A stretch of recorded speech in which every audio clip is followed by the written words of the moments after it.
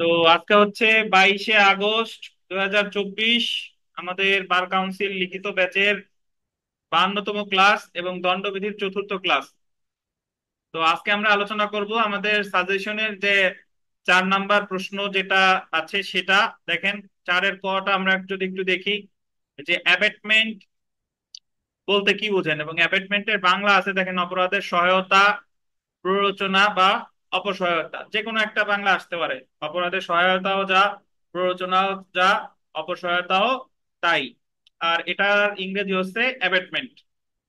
তো এই যে যে একটা ABET MENT, এই অ্যাবেটমেন্ট মানে হচ্ছে প্ররোচনা, আর একটা অ্যাবেটমেন্ট আছে ABATEMENT, ওই অ্যাবেটমেন্ট মানে হচ্ছে বাতিল। যেরকম ফৌজদারি কার্যবিধির 431 ধারা আছে অ্যাবেটমেন্ট অফ আপিল, মানে আপিল বাতিল। তো ওইটার বানান কিন্তু আলাদা, ওটা হচ্ছে ABATEMENT।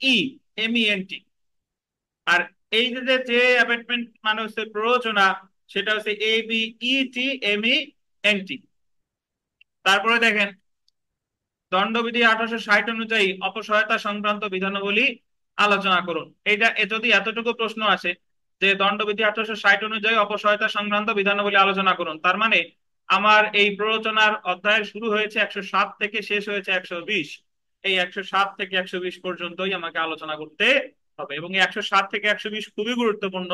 এইভাবে যদি প্রশ্ন নাও আসে, এই 107 থেকে 120-এর মধ্যে যে বিভিন্ন উদাহরণ আছে, এই উদাহরণগুলো আমি যদি পুরোটা 107 থেকে 120 যদি আমি না জানি, তাহলে এই উদাহরণগুলো আপনাদের প্রবলেমেটিক প্রশ্ন আকারে আসবে আসবে আসবে। এই জায়গা থেকে 5 মার্ক অ্যাটলিস্ট পাবেনই উদাহরণ থেকে, 10 মার্ক পাবেন, নাহলে 5 পাবেন, একটা জায়গা থেকে অ্যাপার্টমেন্ট থেকে পাবেনই।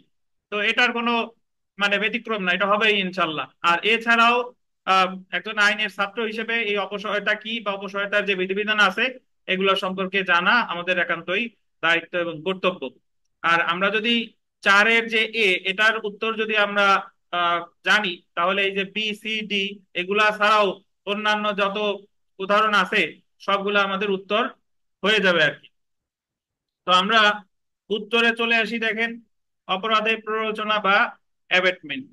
তো এখানে উত্তর করার আগে যদি আমরা এইভাবে বুঝি যে অপরাধে প্ররোচনা আসলে যখন একজন ব্যক্তি আর একজন ব্যক্তিকে কোনো অপরাধ করতে সে সহায়তা করে বা কুমন্ত্রণা দেয় বা আদেশ দেয়, এটাই হচ্ছে আপনার অপরাধে প্ররোচনা। ধরেন, ডিপজল বলল যে তার সাঙ্গপাঙ্গরে যায় ঢাকার রাস্তাঘাট ভাঙচুর করো, বিভিন্ন জায়গা অমুকের অমুকরে হত্যা করো। তো এই যে যে ডিপজল তার সাঙ্গপাঙ্গরে যে বলল তার সহযোগীদের, তো তারা এই বিভিন্ন জায়গায় যে অপরাধটা করুক বা না করুক, এই যে যে ডিপজল যে অর্ডারটা দিল, সে কি হিসেবে দায়ী হবে? প্ররোচনাকারী বা অ্যাবেটর হিসেবে দায়ী হবে। প্ররোচনাকারী, সহায়তাকারী বা অপসহায়তাকারী বা প্রচেষ্টাকারী, একই। বুঝতে পারছেন? তাহলে আমরা গত দুদিন যেটা আমরা পড়েছিলাম, গতদিন পড়েছিলাম 34-এর ক্ষেত্রে। 34-এর ক্ষেত্রে দুই বা ততোধিক ব্যক্তি এক জায়গা মানে একত্রে যদি পরিকল্পনা করে যদি কোনো অপরাধ সংগঠন করে, তাহলে সবাইকে সমানভাবে দায়ের জন্য লাগবে হলো কত? 34। 149 ছিল 5 বা ততোধিক ব্যক্তি যদি মানে কোনো ওই যে 5টা সাধারণ উদ্দেশ্যে যে কোনো একটা করে, তাহলে তারা সবাই সমানভাবে দায়ী হবে। তো এখানে 109 প্ররোচনা যেটা, প্ররোচনার ক্ষেত্রে কিন্তু সর্বনিম্ন কয়জন? একজন। অর্থাৎ একজন ব্যক্তি যদি আর অন্য একজনকে বলে বা কোটি লোক যত খুশি ততরে বলুক, যদি কোনো অপরাধে সহায়তা করে বা যদি কোনো অপরাধে তাকে প্ররোচনা দেয়, তাহলে আহ সে প্ররোচনাকারী হিসেবে কি হবে?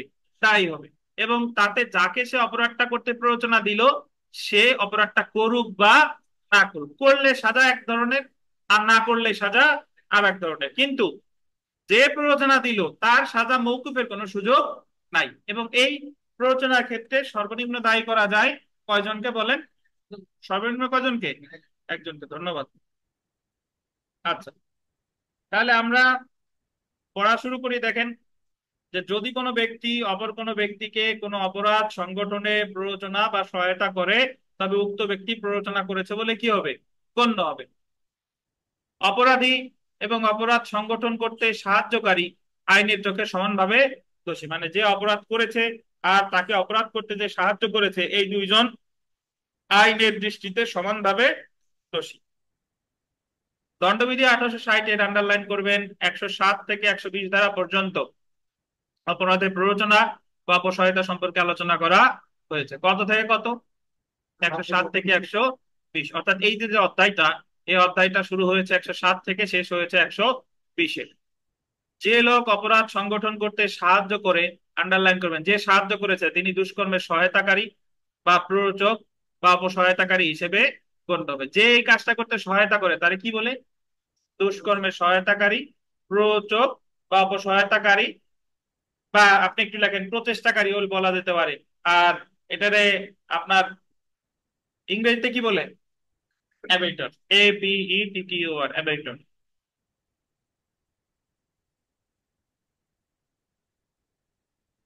আমরা উপাদানে চলে আসি। দণ্ডবিধির 107 ধারা অনুযায়ী কোনো অপরাধ সংগঠনের আগে অপরাধটি সংগঠনের জন্য গোলযোগের 3 ভাবে প্ররোচনা বা অপসহায়তা করা যেতে পারে। কয় ভাবে? 3 ভাবে। 1 নাম্বার দেখেন, প্ররোচিত করে। প্ররোচিত করে মানে একজনকে বললাম যে তুমি অমুকের অমুকের একটা থাপ্পড় দাও বা অমুকের ঘরে আগুন দাও, এটা হলো প্ররোচিত করে। ষড়যন্ত্রে অংশগ্রহণ করে, অর্থাৎ থাকতে পারে আমরা এক জায়গায় বসে ষড়যন্ত্র করছি, এক জায়গায় বসে ষড়যন্ত্র করছি, বা কোনো কাজ করে বা করা হতে বিরত থেকে ইচ্ছাকৃতভাবে সাহায্য করে। কোনো কাজ করে বা করা হতে বিরত থেকে ইচ্ছাকৃতভাবে সাহায্য করে। তাহলে আমাদের মনে রাখতে হবে যে প্ররোচনা হতে পারে কয়টি উপায়ে? 3টি উপায়। কি কি? প্ররোচিত করে, ষড়যন্ত্রে অংশগ্রহণ করে, কোনো কাজ করে বা কাজ করা হতে বিরত থেকে ইচ্ছাকৃতভাবে কি সাহায্য করে। এবং দেখেন, দণ্ডবিধির 107 ধারায় প্ররোচনা এবং 108 ধারায় প্ররোচককে সংজ্ঞায়িত করা হয়েছে। যদি বলে যে প্ররোচনার সংজ্ঞা দেওয়া হয়েছে কত ধারায়? 107 ধারায়। আর প্ররোচক, এখন অনেকেই বোঝেন না যে প্ররোচনা প্ররোচক কি। ধরেন, যে খুন করে ব্যাপারটারে বলে খুন, আর যে খুন করে তারে বলে কি খুনি। তাহলে এই যে যে প্ররোচনা দিচ্ছে এই ব্যাপারটারে বলে প্ররোচনা, আর যে প্ররোচনা দিচ্ছে তারে বলে প্ররোচনাকারী বা অপসহায়তাকারী বা সহায়তাকারী বা অ্যাবেইটর। ঠিক আছে? তাহলে এই যে যে মূল ব্যাপারটা প্ররোচনা, এটার সংজ্ঞা দেওয়া হয়েছে 107 ধারায়। আর যিনি প্ররোচনা দিচ্ছেন তাকে আইনের দৃষ্টিতে বলা হয় প্ররোচনাকারী বা প্ররোচক। তার সংজ্ঞা দেওয়া হয়েছে কত ধারায়? 108 ধারায়। তো আমরা উদাহরণ একটা পড়ি, দেখেন যে ক খ কে খুন করার জন্য ক কে প্ররোচিত করে। ক বলল যে ক রে, যে তুমি খ রে খুন করবা। তো ক প্ররোচনা দিছে কারে? গ রে। এবং গ খ কে খুন করে, ক এর প্ররোচনায় গ খ কে খুন করে। এখানে ক অপরাধে প্ররোচনার জন্য দোষী হবে, কারণ সে বলছে কারে? গ রে তুমি খ রে হত্যা করে, এবং গ যদি হত্যা করে ফেলে খ রে, তাহলে ক প্ররোচনার জন্য দোষী হবে। অর্থাৎ ক হলো খুনের সাহায্যকারী, আর গ হলো কি খুন সংগঠনকারী। তো এখানে একটা জিনিস মনে রাখেন, যে প্ররোচনা যারে দিল গ রে, সে খুন করুক বা না করুক, ক কিন্তু সাজা থেকে বাঁচার কোনো উপায় নাই। খুন করলে হয়তোবা তার সাজাটা বেশি হবে, আর খুন না করলে সাজাটা একটু কম হবে। কিন্তু খুনের প্ররোচনা যদি দেয়, নট অনলি খুন, যে কোনো অপরাধের প্ররোচনা যে দিল, প্ররোচনাকারী কিন্তু বাঁচার কোনো কায়দা নাই। জি। তাহলে আমরা প্ররোচকের সংজ্ঞা একটু দেখি, দেখেন। প্ররোচক, দণ্ডবিধি 1860-এর 108 ধারায় প্ররোচককে সংজ্ঞায়িত করা হয়েছে। 108 ধারা অনুযায়ী যে ব্যক্তি কোনো অপরাধ সংগঠনে বা অপরাধ বলে গণ্য কোনো কার্য সংগঠনে সহায়তা করে, সে ব্যক্তিকে প্ররোচক বা অ্যাবেটর বলে। কি বলে বলেন? প্ররোচক বা অ্যাবেটর। আচ্ছা, আমরা দেখব যে প্ররোচনার কতগুলো নীতি আছে, মৌলিক নীতি আছে। প্ররোচনায় বা অপসহায়তায় দায়ী করতে মৌলিক নীতি সমূহ বা উপাদান বলা যেতে পারে, যে প্ররোচনার উপাদান বা মৌলিক নীতি, এটা আছে আপনার কত ধারায়? 108 ধারায়। দেখেন, এটা আমাদের একটু মনে রাখতে হবে। যে অপরাধ সংগঠনের জন্য প্ররোচনা করা হয়েছে, সে অপরাধ, আন্ডারলাইন করেন, সংগঠিত হোক বা না হোক, প্ররোচনা প্রমাণিত হলে প্ররোচক বা দুষ্কর্মের সহায়তাকারী শাস্তি পাবে। মানে কি? আপনি যে অপরাধের প্ররোচনা দিচ্ছেন, সে অপরাধটা হোক বা না হোক, যে প্ররোচনা দিল সে দুষ্কর্মের সহায়তাকারী হিসেবে কি পাবে? শাস্তি পাবে। তাহলে বলে দিল যে প্ররোচনা দিলে ওই অপরাধটা হোক বা না হোক, যে প্ররোচনা দিল সে কিন্তু শাস্তি পাবে। তারপরটা দেখেন, এমনকি যে ব্যক্তিকে, এই ব্যক্তি শব্দটা বলতেন, যে ব্যক্তিকে, ব্যক্তি বল দিচ্ছেন, যে ব্যক্তিকে অপরাধটি করতে প্ররোচিত করা হয়েছে সে যদি উক্ত কাজ করতে অস্বীকারও করে, আপনি যারে প্ররোচনা, আমি বললাম অনুপ্রে, অনুপ আপনি অমুকরে, অমুকের ঘরে আগুন দেন বা অমুকরে মারেন, তো অনুপ বললো যে না আমি এই কাজ করতে পারবো না, অনুপ অস্বীকার করছে, তাহলে যে ব্যক্তিকে প্ররোচনা করা, প্ররোচিত প্ররোচিত করা হয়েছে সে যদি ওই কাজ করতে কিও করে, অস্বীকারও করে, আন্ডারলাইন করে অস্বীকারও করে, তবুও প্ররোচনাকারী প্ররোচনার জন্য কি হবে? দোষী। যারে এক নাম্বার পেলাম যে প্ররোচনার ফলে অপরাধটি সংগঠিত হোক বা না হোক অপ্ররোচনাকারী শাস্তি পাবে। দুই নাম্বারে পেলাম যারে প্ররোচনা দিলেন সে যদি ওই কাজটা করতে কি করে, অস্বীকারও করে, তবুও প্ররোচনাকারী দায়ী হবে। তিন নাম্বার দেখেন, যে ব্যক্তিকে অপরাধটি করতে প্ররোচিত করা হয়েছে, আন্ডারলাইন করেন, সে অপরাধ করতে যোগ্য কি যোগ্য না, সে অপরাধটি যোগ্য কি যোগ্য না, বা তার অপরাধ করার একই অভিপ্রায় বা জ্ঞান ছিল কিনা তা দুষ্কর্মের সহায়তাকারীকে দোষী করতে বিবেচ্য বিষয় না। এটার অর্থ কি? ধরেন আপনি এক পাগলরে বলছেন যে পাগলরে একেবারে আকার ইঙ্গিতে বুঝায় যে অমুক রেজায়ের পাশ দিয়ে মাথায় একটা বাড়ি দে, বা পাগলরে দেখাইলেন যে এরকম আগুন দিয়ে খেলতে খেলতে যে অমুকের ঘরে যাই আগুন দিয়ে দে। তাহলে এখন পাগল তো অপরাধ করার কি নাই, তার যোগ্যতা নাই, মানে সে অব্যাহতি পাবে আমাদের দণ্ডবিধির 84 ধারায়, মনে আছে কিনা, যে পাগল উন্মাদ ব্যক্তি যদি কোনো অপরাধ করে সে ফৌজদারি দায় হতে কি পাবে, অব্যাহতি পাবে। কিন্তু আমি যাকে, আপনি যাকে প্ররোচনা করলেন সে পাগল হোক অথবা তার বয়স 9 বছরের কম হোক, যাই হোক না কেন তার অপরাধ হচ্ছে না, কিন্তু আপনি কিন্তু প্ররোচনাকারী হিসেবে কি পাবেন, শাস্তি পাবেন। তাহলে আমার এই জায়গা তিনটা পেয়ে গেলাম, মোট চারটা আছে, তিনটার মধ্যে মনে রাখবেন অপরাধ সংগঠিত হোক বা না হোক, তারপরে যারে প্ররোচনা করতে প্ররোচনা দিচ্ছেন সে যদি অস্বীকার করে, যারে প্ররোচনা দিচ্ছেন তার যদি যোগ্যতা না থাকে, সব শেষে দেখেন অপরাধের প্ররোচনা অপরাধ মূলে গণ্য হবে, অর্থাৎ আপনি কোনো অপরাধের যে প্ররোচনা দিলেন এটা স্বয়ং একটা স্বতন্ত্র অপরাধ হিসেবে গণ্য হবে। তাহলে 34-এর সাথে প্ররোচনার পার্থক্য কি? 34 কিন্তু স্বতন্ত্র অপরাধ না, অভিন্ন অভিপ্রায় স্বতন্ত্র অপরাধ না। 149 স্বতন্ত্র অপরাধ, একটু ঘুরাই পেঁচাইয়া, মানে 149 যে জায়গা আছে সেই জায়গায় তো বেআইনি সমাবেশ আছে, কিন্তু একেবারেই আপনার পরিপূর্ণ স্বতন্ত্র অপরাধ হচ্ছে কি, এই প্ররোচনা। প্ররোচনা বুঝতে পারছেন, প্ররোচনা একটা স্বতন্ত্র অপরাধ।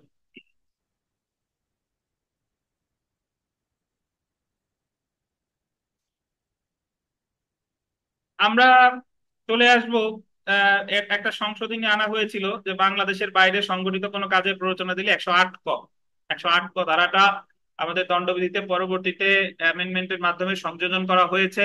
এটা খুবই গুরুত্বপূর্ণ, এখান থেকে আপনাদের প্রশ্ন আসতে পারে, একটু পড়ে ফেলি দেখেন। যে ব্যক্তি বাংলাদেশে অবস্থান করে বাংলাদেশের বাহিরের কোনো দেশে এরূপ কোনো কাজে সহায়তা করে যা সংগঠিত হলে অপরাধ বলে বিবেচিত হতো, সেই ব্যক্তি অপরাধের প্ররোচনা করেছে বলে বলতে হবে। যে বাংলাদেশে অবস্থান করে টেলিফোনে হোক আপনার অন্য কোনো ভাবে যোগাযোগ করে বাংলাদেশের বাইরে কোনো অপরাধ করতে সে প্ররোচনা দিচ্ছে অথবা সহায়তা করতেছে, তাহলে সেই ব্যক্তি দণ্ডিত হবে কত, সেও প্ররোচনাকারী হিসেবে কি, এটা বলছে কত ধারায়, 108। উদাহরণটা পড়লে বোঝা যাবে, দেখেন আরিফ সাহেবের উদাহরণ, যে বাংলাদেশে বসবাসকারী করিম ভারতের গোয়ায় অবস্থিত কবিরকে প্ররোচিত করে একজন বিদেশিকে হত্যা করার জন্য। তাহলে এই জায়গায় বাংলাদেশে আছে কে, করিম, আর কোথায় প্ররোচিত করছে, ভারতের কোথায়, গোয়ায়। তো কবিরকে প্ররোচিত করে একজন বিদেশিকে কি করার জন্য, হত্যা করা। এখন এই যে কবির ধরেন এ যে কোনো দেশের নাগরিক হইতে পারে, বাংলাদেশ হইতে পারে, বিদেশি হইতে পারে, যে কোনো দেশের হোক, কিন্তু করিম প্ররোচনাটা দিছে কোথা থেকে, বাংলাদেশে থেকে। তো খুন, খুন অনুষ্ঠানে প্ররোচনা বিদেশে করলেও করিম খুন অনুষ্ঠানে সহায়তা করার জন্য কি হবে, দোষী হবে, কারণ খুন অনুষ্ঠানের প্ররোচনাটি করিম বাংলাদেশে। তো এই ধরনের কোনো প্রশ্ন যদি আসে তাহলে আমার কিন্তু 108 ক আলোচনা করতে হবে। এখন কথা হচ্ছে যে করিমের তাহলে শাস্তি হবে কিভাবে, শাস্তি নির্ভর করে খুনটা যদি হয়ে যায় তাহলে একভাবে, আর খুন না হলে কি আর একভাবে। শাস্তির ধারা এখন আমরা আসি নাই, এই যে মাত্র আমরা প্রসিডিউরাল সেকশন সংজ্ঞা টঙ্গা উপাদান যা আছে সেগুলা পড়লাম। শাস্তির ধারা হলো 109 থেকে শুরু, শাস্তির ধারা আছে 109 থেকে 120, 109 থেকে 120। তাহলে আমরা কি কি জানলাম দেখেন, আমরা প্রথমে জানলাম প্ররোচনার সংজ্ঞা দেওয়া হয়েছে 107 ধারায়, কোনো ব্যক্তি যদি আরেকজন ব্যক্তির কোনো অপরাধে প্ররোচনা করে সহায়তা দেয় তখন সেটা বলে প্ররোচনা। এখানে প্ররোচনা হতে পারে তিনটি উপায়ে: প্ররোচিত করে, ষড়যন্ত্রে অংশগ্রহণ করে, কোনো কাজ করে বা করা হতে বিরত থেকে। এটা হলো 107-এ। 108-এ বললো যে প্ররোচনা দেয় তাকে বলে প্ররোচক। এছাড়া 108-এ কতগুলা মৌলিক নীতি বলছে যে যারে আপনি প্ররোচনা দিলেন সেটা সংগঠিত হোক বা না হোক, আপনি প্ররোচনাকারী হিসেবে দোষী হবেন। এরপরে বললেন যে যারে প্ররোচনা দিচ্ছেন সেটি অস্বীকার করে তবুও আপনি প্ররোচনাকারী হিসেবে দায়ী হবেন। যারে আপনি প্ররোচনা দিচ্ছেন তার অপরাধ করার যোগ্যতা থাক বা না থাক, তবুও আপনি প্ররোচনাকারী হিসেবে দায়ী হবেন। আর সবশেষে বলছে যে প্ররোচনা একটা স্বতন্ত্র অপরাধ হিসেবে গণ্য হবে। এলো 108। 108 ওই যে বাংলাদেশে বসে পৃথিবীর অন্য কোনো দেশে যদি আপনি কাউকে কোনো অপরাধ সংগঠনে প্ররোচনা করেন, যে কাজটা হচ্ছে বাংলাদেশে অপরাধ, যে কাজটা কি বাংলাদেশে অপরাধ, তাহলে আপনি বিদেশে যাকে প্ররোচনা দিলেন সে বাংলাদেশি হোক বা না হোক বা অন্য যে কোনো দেশেরই হোক না কেন, আপনি যেহেতু বাংলাদেশে বসে প্ররোচনাটা দিয়েছেন, তো আপনার বিচার বাংলাদেশে করা যাবে প্ররোচনাকারী হিসেবে। এ হচ্ছে কথা। আচ্ছা, বিদেশে বসে প্ররোচনা যদি দেয় তাহলে সেই ক্ষেত্রে আপনাদের এখানে পড়ানো হয় নাই, আমরা প্রিলিতে পড়ছিলাম যে দণ্ডবিধির প্রয়োগ। দণ্ডবিধির প্রয়োগের দুই ভাগে ভাগ করা যায়, একটা হলো ইন্টার টেরিটোরিয়াল অ্যাপ্লিকেশন অভ্যন্তরীণ প্রয়োগ, আর একটা হলো এক্সট্রা টেরিটোরিয়াল অ্যাপ্লিকেশন যেটা হচ্ছে কি রাষ্ট্রের বাইরে প্রয়োগ। মনে আছে কিনা আপনাদের? তো ইন্টার টেরিটোরিয়াল অ্যাপ্লিকেশন হলো দুই ধারায় মানে বাংলাদেশের মধ্যে বসে সে যে দেশের নাগরিক হোক, বাংলাদেশে হোক, উগান্ডার হোক, ভারতের হোক, পাকিস্তানের হোক, তার বিচার বাংলাদেশে করা যাবে সে যদি বাংলাদেশের আইনি কোনো অপরাধ করে। এটা হলো ইন্টার টেরিটোরিয়াল শেষ। এখন এক্সট্রা টেরিটোরিয়াল অ্যাপ্লিকেশনের দুই ভাগে ভাগ করা যায়, একটা হলো 3 ধারা, একটা হলো 4 ধারা। 3 ধারায় কি ছিল মনে করা যায় যে একজন বাংলাদেশি নাগরিক পৃথিবীর অন্য কোনো বাংলাদেশের বাইরে, দ্যাট মিনস পৃথিবীর অন্য কোনো দেশে এমন একটা কাজ করছে যে কাজটা ওই দেশে অপরাধ না কিন্তু আমাদের দেশে অপরাধ। তাহলে 3 ধারা প্রযোজ্য শুধুমাত্র কার ক্ষেত্রে? বাংলাদেশিদের ক্ষেত্রে। এবং যে কাজটা পৃথিবীর অন্য দেশে অপরাধ না কিন্তু বাংলাদেশে অপরাধ, তাহলে তার বিচার বাংলাদেশে করা যাবে যদি তাকে বাংলাদেশে পাওয়া যায়। উদাহরণস্বরূপ ধরেন যে আমাদের বাংলাদেশের সমকামিতা অপরাধ 377 ধারায়। এখন কোন বাংলাদেশি যদি পৃথিবীর অন্য কোনো দেশে, অনেক দেশে সমকামিতা বৈধ আছে, সে দেশে যদি সে সমকামিতা করে, ওই দেশে তার কোনো অপরাধ না, কিন্তু সে যদি বাংলাদেশে আসে তাহলে তার বিচার বাংলাদেশে করা যাবে। এলো 3 ধারা। এবার 4 ধারা যদি আসি আমরা, 4 ধারা আছে ফৌজদারি কার্যবিধির 188 ধারা, আর দণ্ডবিধির 4 ধারা আছে একই। 4 ধারায় কি আছে যে যদি কোনো 4-এর 1 প্রথম অংশ, যদি কোনো বাংলাদেশি পৃথিবীর অন্য কোনো দেশে থেকে এমন কোন অপরাধ করে যেটা ওই দেশেও অপরাধ আমাদের দেশেও অপরাধ। তা এখন আপনি যে উদাহরণটা করলেন যে অন্য কোনো দেশে বসে যদি প্ররোচনা দেয়, তাহলে দেখতে হবে ওই যে দেশে বসে প্ররোচনা দিছে সেই দেশে এটা অপরাধ কিনা। সেই দেশে যদি এটা অপরাধ আর আমাদের দেশেও যদি অপরাধ হয়, তাহলে তার হতে হবে বাংলাদেশি, তার বাংলাদেশে যখন তাকে পাওয়া যাবে তাকে তার বিচার করা যাবে। আর যদি সেই দেশে সেটা অপরাধ না হয় কিন্তু আমাদের দেশে অপরাধ হয়, আর সে যদি বাংলাদেশি হয়, তাহলে বাংলাদেশে আসলেও তার বিচার করা যাবে। এটা হলো 3 ধারা। এই তো। আর যদি বাংলাদেশে কোনো নিবন্ধিত কোনো জাহাজ বা উড়োজাহাজ হয়, এটা পৃথিবীর যেখানেই থাকুক না কেন, মনে করতে হবে এটা একখণ্ড বাংলাদেশ, ওর ভিতরে বসে পৃথিবীর যে কোনো দেশের নাগরিক অপরাধ করুক না কেন তার বিচার বাংলাদেশে করা যাবে। এখন আপনি দেখবেন যে বাংলাদেশি যদি বিদেশি থেকে কোনো অপরাধ করে, তাহলে দেখতে হবে যে সে কি, যে অপরাধটা করেছে সেটা কি ওই দেশে অপরাধ কিনা। ওই দেশে অপরাধ যদি না হয়, আমাদের দেশে অপরাধ হইলে তাহলে 3 ধারার বিধান প্রযোজ্য। আর ওই দেশেও অপরাধ আমাদের দেশেও অপরাধ, তাহলে কত? 4 ধারার প্রযোজ্য। ধন্যবাদ। তো দেখেন এখন আমাদের এই যে যে প্ররোচনা পড়লাম, এই প্ররোচনার শাস্তি দেখেন, প্ররোচনার শাস্তি দণ্ডবিধির 109 থেকে 120 ধারা পর্যন্ত বিভিন্ন প্রকার প্ররোচনার শাস্তি উল্লেখ করা হয়েছে। এখন শুনেন, এই প্ররোচনার শাস্তি 109 থেকে 120 পর্যন্ত, এই প্ররোচনার শাস্তিকে দুই ভাগে ভাগ করা যায়। এক, যদি অপরাধটা আপনি প্ররোচনা দিয়েছেন, অপরাধ সংঘটিত হয়েছে, আমি প্ররোচনা দিছিলাম একজনকে, অপরাধটা সংঘটিত হয়েছে, তাহলে শাস্তি 109 থেকে 114। কথা বলেন। আমি প্ররোচনা দিছিলাম, অপরাধ সংঘটিত হয়েছে, তাহলে শাস্তি আছে 109 থেকে 114 ধারা।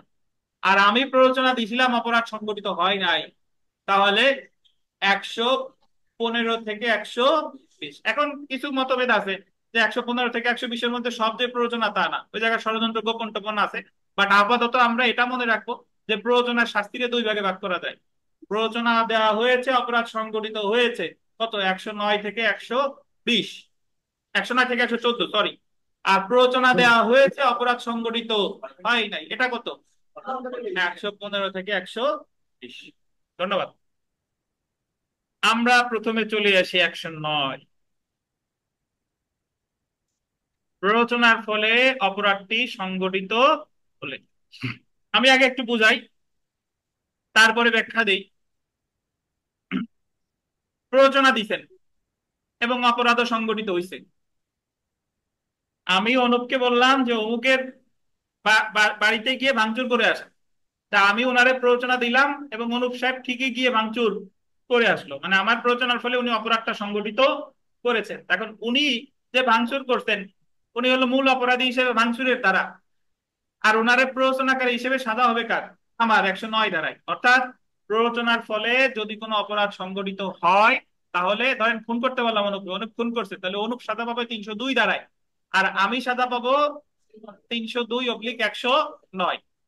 আমি সাজা পাবো প্ররোচনাকারী হিসেবে, কারণ এই জায়গায় প্ররোচনা ছিল আর অপরাধটাও কি সংগঠিত হয়েছে। তাহলে আমি 109 প্রাথমিকভাবে মনে রাখবো যে প্ররোচনার ফলে যদি অপরাধ সংগঠিত হয়, তখন হচ্ছে কত, প্ররোচনাকারী শাস্তি পাবে কততে, 109। এখন এখানে একটা কথা আছে, কথা হলো আপনি যখন প্ররোচনা দিছেন আর ঘটনা যখন ঘটছে, আপনি সেই জায়গায় স্বয়ং ছিলেন না। সেই জায়গায় কি স্বয়ং ছিলেন, আপনি বাড়িতে বসে বলছেন সে যে ওইটা অপরাধ করছে, এক। আর একটা জিনিস, যদি এই প্ররোচনার জন্য আলাদা ধারা থাকে, তাহলে কিন্তু 109 ধারায় সাজা পাবে না, সেই আলাদা ধারায় সাজা সে পাবে কেমনে? ওই যে আত্মহত্যা, 18 বছরের কম বয়স্ক বা পাগল উন্মাদ এদেরকে যদি কেউ আত্মহত্যায় প্ররোচনা দেয়, তাহলে সাজা আছে 305 ধারায়, 305 ধারায়। তাহলে এই জায়গায় কিন্তু 109-তে সাজা দেওয়া যাবে না। কেন যাবে না? কারণ ওই প্ররোচনার জন্য আলাদা কি শাস্তির ধারা আছে। যেহেতু আলাদা শাস্তির ধারা আছে, সেহেতু 109 অ্যাপ্লিকেবল হবে না। 109 হচ্ছে তখন যখন প্ররোচনার জন্য, ওই সংশ্লিষ্ট অপরাধের প্ররোচনার জন্য আলাদা কোনো কি নাই, ধারা নাই। তাহলে সেই ক্ষেত্রে আসবে কততে, 109। আর 109 মানেই প্ররোচনার ফলে অপরাধটা অবশ্যই কি সংগঠিত হয়েছে। 109 বুঝেন কিনা? তাহলে যদি কোনো প্ররোচনা দিছেন, অপরাধ সংগঠিত হয়েছে, কিন্তু ওই অপরাধের জন্য, ওই অপরাধের প্ররোচনার জন্য আলাদা ধারা আছে, তাহলে কি লাগবে না, 109 রে লাগবে না। যদি আলাদা ধারা না থাকে, তাহলে লাগবে কারে, 109 রে। একটু পড়ি।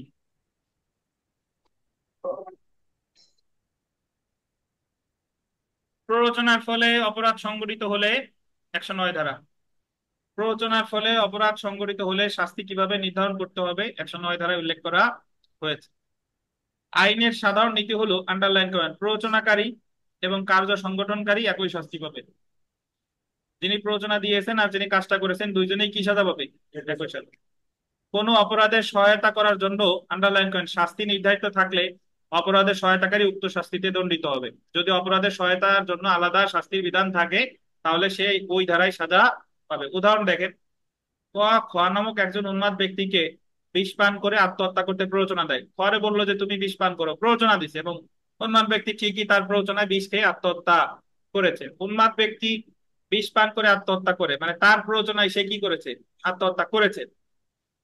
শিশু বা উন্মাদ ব্যক্তির আত্মহত্যায় সহায়তাকরণের শাস্তি দণ্ডবিধি 305 ধারায় উল্লেখ করা হয়েছে। কত ধারায়, 305 ধারায়। তাই আত্মহত্যায় প্ররোচনা করার জন্য কয়ের শাস্তি 305 ধারা অনুযায়ী নির্ধারিত।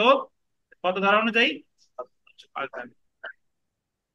পরে দেখেন, কোন অপরাধের সহায়তা করার জন্য শাস্তি নির্ধারিত না থাকলে, মানে কোন অপরাধের প্ররোচনা দিচ্ছেন বাট আলাদা কোনো শাস্তির বিধান নাই, অপরাধের সহায়তাকারীর মূল অপরাধের জন্য নির্ধারিত শাস্তিতে দণ্ডিত হবে। উদাহরণ দেখেন, এ এবং বি একত্রে জেড কে বিষ প্রয়োগে হত্যার জন্য ষড়যন্ত্রে লিপ্ত হয়। তারা হত্যা করবে কারে, জেড রে। ওই ষড়যন্ত্র অনুযায়ী এ বিষ সংগ্রহের জন্য বি কে প্রয়োজনীয় অর্থ দেয়। এ বললো যে বি, তুমি, তোমার টাকা দিলাম, তুমি বিষ কিনো। বি বিষ সংগ্রহ করে এর অনুপস্থিতিতে বি ওই বিষ জেড কে পান করিয়ে তার মৃত্যু ঘটায়, এবং সে বিষ কেনার পর ওই বিষ খাওয়াইতে পারে জেড রে, এবং তার মৃত্যু হয়ে গেছে। এখানে বি খুনের জন্য দায়ী হবে, কারণ সে সরাসরি কি বিষ খাওয়াইছে। আর খুনের জন্য নির্ধারিত 302 ধারায় দণ্ডিত হবে। অন্যদিকে এ খুনের কিসের জন্য দায়ী হবে, সহায়তা করার জন্য দণ্ডিত হবে, কিন্তু খুনের সহায়তা করার জন্য কোনো শাস্তি বিধান দণ্ডবিধিতে নাই। খুনের সহায়তা করার জন্য আলাদা শাস্তি বিধান দণ্ডবিধিতে নাই। তাই এই ক্ষেত্রে মূল অপরাধ অর্থাৎ খুনের জন্য 302 ধারায় দণ্ডিত হবে। এখন 302 ধারায় দণ্ডিত হবে, ঠিক আছে, বাট তার বিরুদ্ধে চার্জ গঠন কিন্তু 302 ধারায় হবে না। 302 কত, 109। বুঝতে পারছেন? তাহলে যে খুন করছে তার ক্ষেত্রে চার্জ গঠিত হবে 302 ধারায়। আর এই যে সে বিষ কিনতে সহায়তা করলো, টাকা পয়সা দিয়ে যে সহায়তা করলো, আর যেহেতু খুনের সহায়তার জন্য আলাদা শাস্তির বিধান নাই, তাহলে এই জায়গা 302 এর সাথে যোগ হবে কত ধারা, 109। আর খুনের সাজার জন্য যদি আলাদা শাস্তির বিধান থাকতো তাহলে কততে হতো, সেই ধারা 109 আর আসতো না, তখন আসতো কয় ধারায়, সেই ধারায়। 109 বুঝতেন কিনা রহমত সাহেব? 109 ভাষা সহজ। আপনি প্ররোচনা দিচ্ছেন, অপরাধ সংগঠিত হয়েছে, এবং ওই প্ররোচনার জন্য আলাদা কোনো শাস্তি বিধান দণ্ডবিধিতে আলাদা ধারা নাই, তখন আপনার লাগবে কত, 109। আর 109 যখন আসবে তখন মূল অপরাধেরও যে সাজা, প্ররোচনাকারীরও কি সেই সাজা। 109 যদি আপনি বুঝে থাকেন, আমরা পড়বো 114। 114, 114 আর 109 এর মধ্যে পার্থক্য হলো 114তে যে প্ররোচনা দিচ্ছে সে স্বয়ং ওই স্থানে উপস্থিত আছে।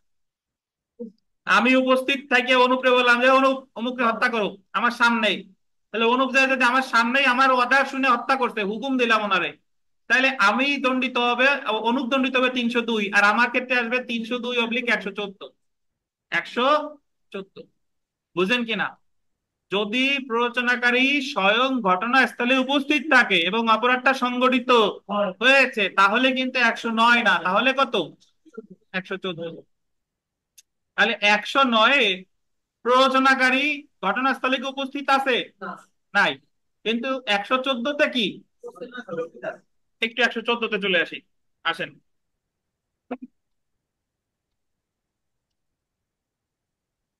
এই যে দেখেন, অপরাধ সংগঠনকালে অপসহায়তাকারীর উপস্থিতি পাইছেন? অপরাধ সংগঠনকালে অপসহায়তাকারীর কি বলেন, উপস্থিতি। অপরাধ সংগঠনের সময় অপসহায়তাকারী উপস্থিত থাকলে, আন্ডারলাইন করে, অপসহায়তাকারী উপস্থিত থাকলে সে এমন কাজও করেছে বলে গণ্য হবে।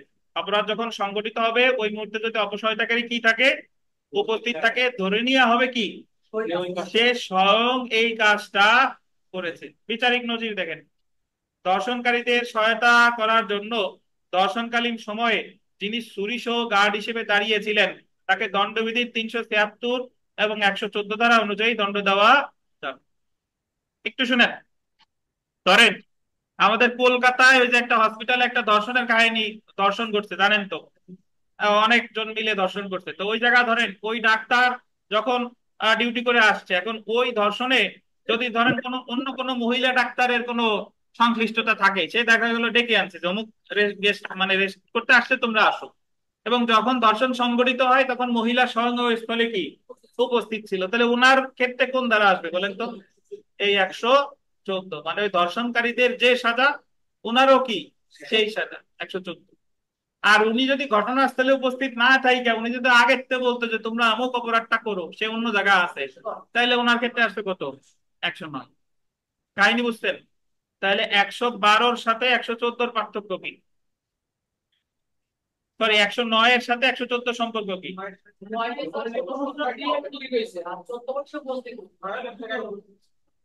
এই প্রিয়াল সাহেব, মঞ্জুরুল আলম সাহেব, আপনারা বলেন 109 এর সাথে 114 ধারার পার্থক্য কি? আর ওই যে প্ররোচনাকারীর উপস্থিতির তার অপরাধের সময়, সংগঠিত হওয়ার সময় একটা স্যার। মিল আছে স্যার, এখানে একটা মিল আছে স্যার। মিলটা হচ্ছে দুটোটাই কিন্তু শাস্তি সমান। না, শাস্তি, তার আচ্ছা, উপস্থিতিতেই তো স্যার পার্থক্য স্যার, হ্যাঁ, যে 14তে হচ্ছে উনি উপস্থিত থাকবেন ওইখানে, আর 109-তে হচ্ছে স্যার প্ররোচনা দিল স্যার, দেখা যায় আগের দিন রাত্রে প্ররোচনা দিল যে অমুক দিন যায় ওইখানে যে ভাঙচুর করবে স্যার। জি, ধন্যবাদ। তাহলে 109 আর 114 বুঝতেন। আমরা চলে আসি 110 ধারা, দেখেন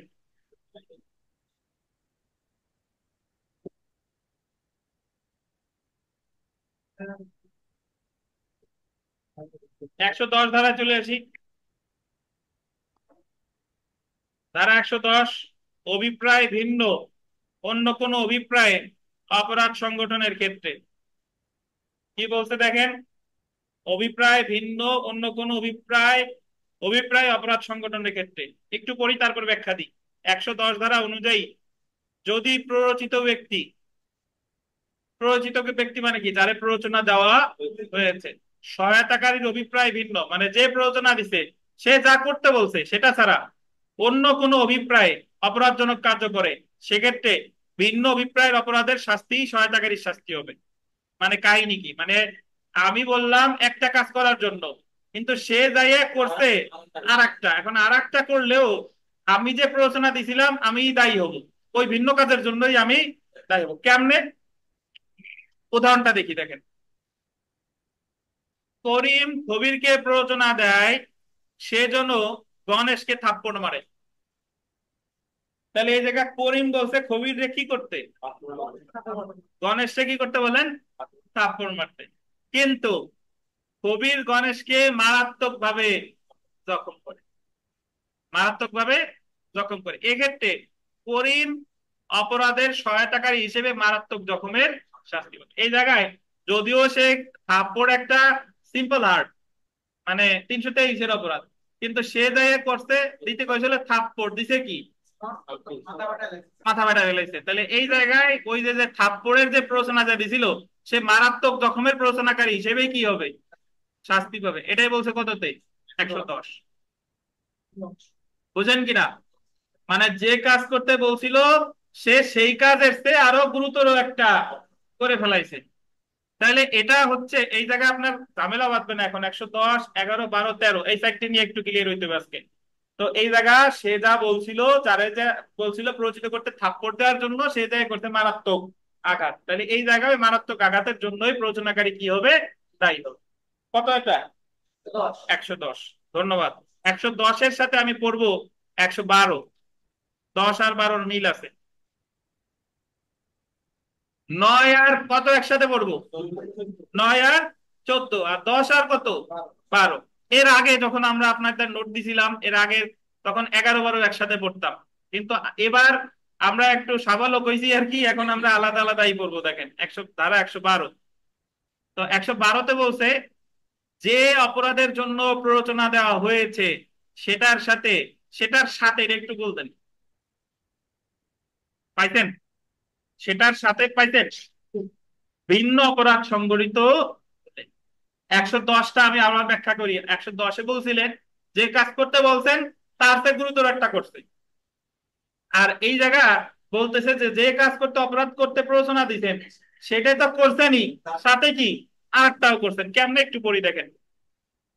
যে কাজের জন্য প্ররোচনা প্রদান করা হয়েছিল, কি হয়েছে গড়িতে দেখেন, যে কাজের জন্য প্ররোচনা প্রদান করা হয়েছিল সেই কাজটি সম্পাদিত হলে, মানে আমি যে কাজের জন্য প্ররোচনা দিছিলাম সেই কাজটা হয়েছে, এবং সেই অপরাধ সম্পন্ন করতে গিয়ে, আন্ডারলাইন করেন, সেই কাজটা করতে গিয়ে আর একটি অপরাধ সম্পন্ন করা হলে ওইটা করার জন্য আর একটা অপরাধ করা লাগছে, প্ররোচনাকারী উভয় অপরাধের প্ররোচনাকারী হিসেবে শাস্তি পাবে। আমি প্ররোচনা দিছিলাম একটা, বা যে করতে গেছে সে ওইটা তো করছেই, সাথে আর একটা করছে, কারণ আর একটা হচ্ছে এমন রিলেটেড যে আমি যেটার জন্য প্ররোচনা দিছিলাম ওইটা করতে গেলে আর একটা করাই লাগবে, নাহলে ওইটা করা যাচ্ছে না। উল্লেখ্য যে প্রথম অপরাধ সম্পন্ন করতে গিয়ে দ্বিতীয় অপরাধটি করা হয়েছে, আন্ডারলাইন করেন।